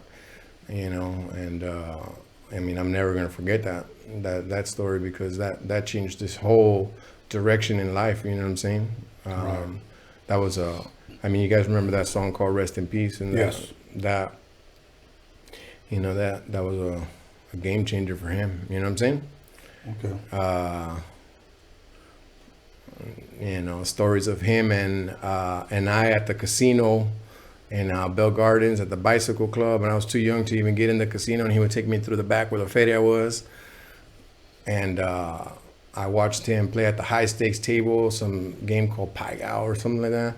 Right. I don't know, a bunch of chinitos yelling and stuff, and and I watched him make like 150, 160, like in 4 or 5 hours. You know what I'm saying? And I was like, cool, dog, let's get out of here. You know what I'm saying? He's like, nah. And like 3 or 4 hours later, nothing, dog, nothing. It's all gone. I wanted to throw up, but we didn't have money to go home. The car was out of gas. Oh, shit. Yeah. So that's a good story right there. Do you ever think about making if you will, a Brownside documentary or something like that? Clever's been talking about something like that. He's gonna put something together, you know.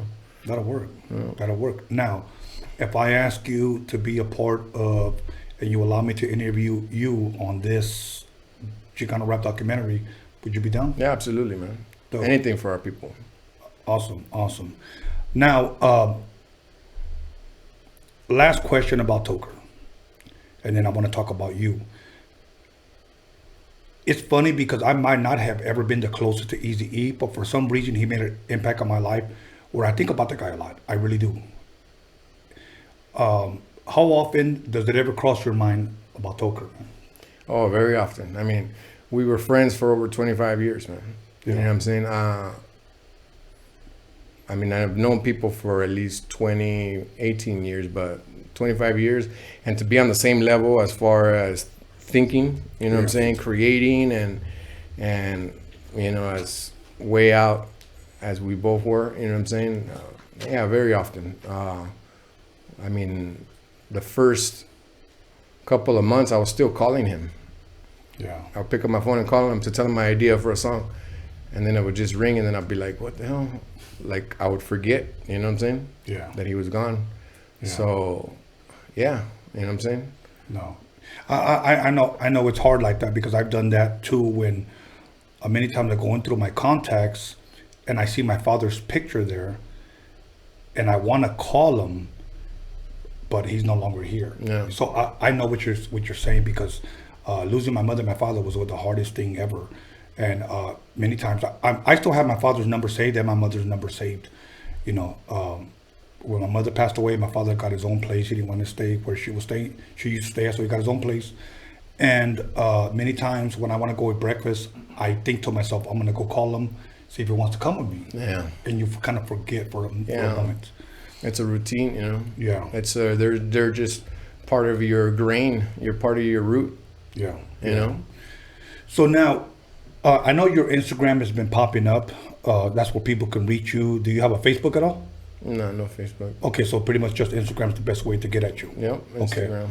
Now, what can we expect when we get it? I know you dropped a video, if I'm correct. You were in that nice little white ride. Yeah. That's out right now on pretty much all platforms? Yes, it is. Okay. Are you working on anything new coming out soon? What can people expect from Wicked? I started a song about two and a half weeks ago out here in Hawthorne with Misfit Soto. I was out there doing a song with Conejo, and or for his album, and so I started the project.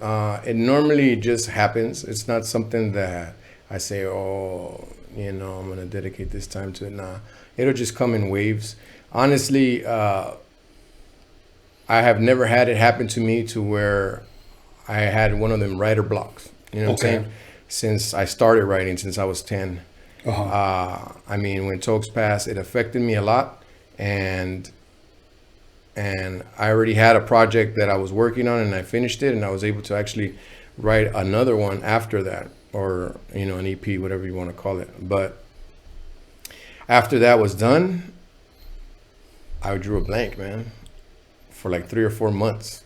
Really? Yeah, I haven't been able to write. You know, I don't even know what was happening. I would force myself. I'll throw the notepad in front of myself so I could see it. Y nada, you know. And then I was like, shit, I guess that's it, you know. I came to terms with it, and but nah. Like 2.5 weeks ago, an idea popped into my head, and it just came back stronger than ever. You know what I'm saying? Right. And I have an idea for it. You know what I'm saying? Okay. I want to take it back to where, you remember that East Siders album? Yeah. That Gangsta G funk. Mm-hmm. I kind of want to do something like that. I've never gotten a chance to flow or anything like that, and I think it'll be ridiculous. Dope. You know? Dope. Yeah. You know, it's funny. So it's safe to say that Wicked still has a lot to give. Yeah, I believe so. I mean, as long as the gente still want it. Yeah. You know, I'm a huge Rocky fan, and I was sharing it with Chemo here a couple of days ago, how every time I land in Philadelphia, I always have to make my pilgrimage, or if you will, my visit to the Rocky Steps, because I'm a huge Rocky fan. My brother took us to a theater out here called United Artists when Rocky first came out in the 70s, okay? I watched the last Rocky, and Paulie tells Rocky something. Well, vice versa, the other way around. Rocky tells Paulie something. He goes, I think I want to fight again. He goes, really, Rocco? And he goes, yeah. He goes, I think I still have some stuff in the basement, okay?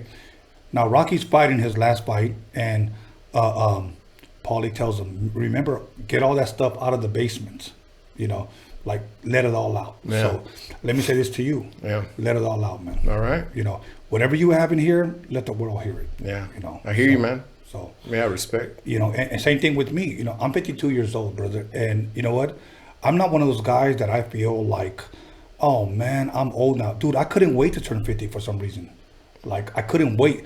Like, now I'm like aiming, I can't wait to turn 60. You know, I still want to do pull-ups, push-ups, bench pressing 2 plates. I want to do all that shit. Yeah, I feel actually like I'm more dangerous right now. For real? Yeah. That's I mean, good. I got everything that impacted me and affected me, and I got everything that nurtured me and motivated me, and it's all in one package right now. And I'm of sound mind. I've never been in a place where I'm at ease, you know. All my family kept calling me, hey, you're gonna be on the show, make sure you're everybody else is more nervous than me. You know, I'm super comfortable where I'm at right now, you know. That's awesome. You know what's funny? People always tell me before a show, are you nervous? Are you excited? And I'm like, nah, like I even trip out that they even asked that, to be honest, because I've been DJing in front of crowds since junior high school. So I think I got the jitters out back then. So like now I could speak in front of, you know, I've DJed in front of 25 people and in front of 17,000 people, and it's all the same to me. Yeah. So knowing that I have probably about 2,000 people looking right now, it's like whatever. It's all right. It's all right. Yeah. So it's all good. So now, at this time, is there anything you want to say? Maybe something I didn't ask you, because I know there's going to be somebody fucking DMing me, inboxing me, leaving bullshit comments. You didn't ask them this, you didn't ask them that.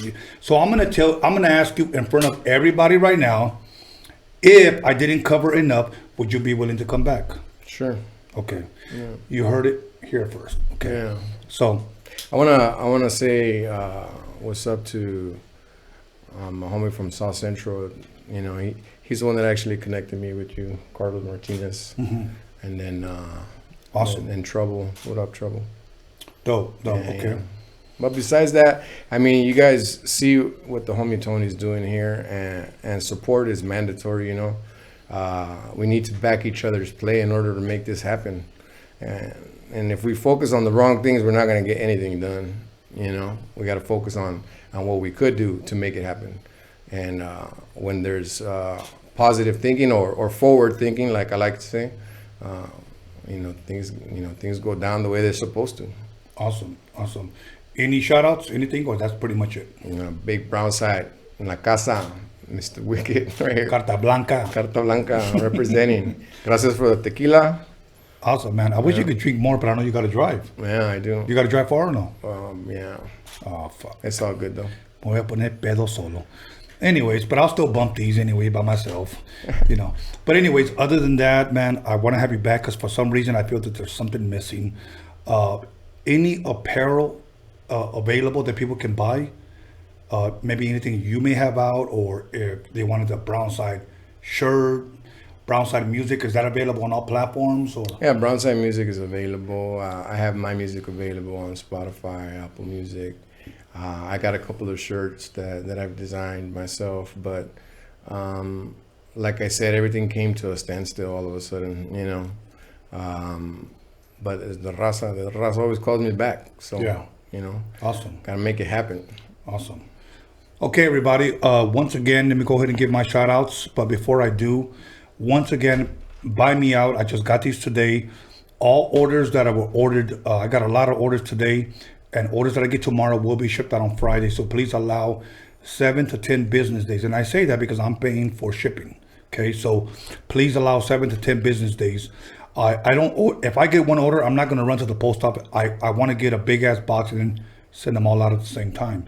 So Friday, if you order today or if you order tomorrow, it'll be shipped out on Friday. After these right here, we're going to be printing up the Roadium mixtape DOCUMIXERY finally on Blu-ray. And after that, we'll be releasing the other 4 mixtapes, which is 88 Boom and Bass, 86 in the Mix, High C, and whatever else I had out there. And after that, I'll be releasing another 4. So they will eventually all be out soon. Okay, so give us a little bit of time. It takes money. And in between all this, we got to do shows.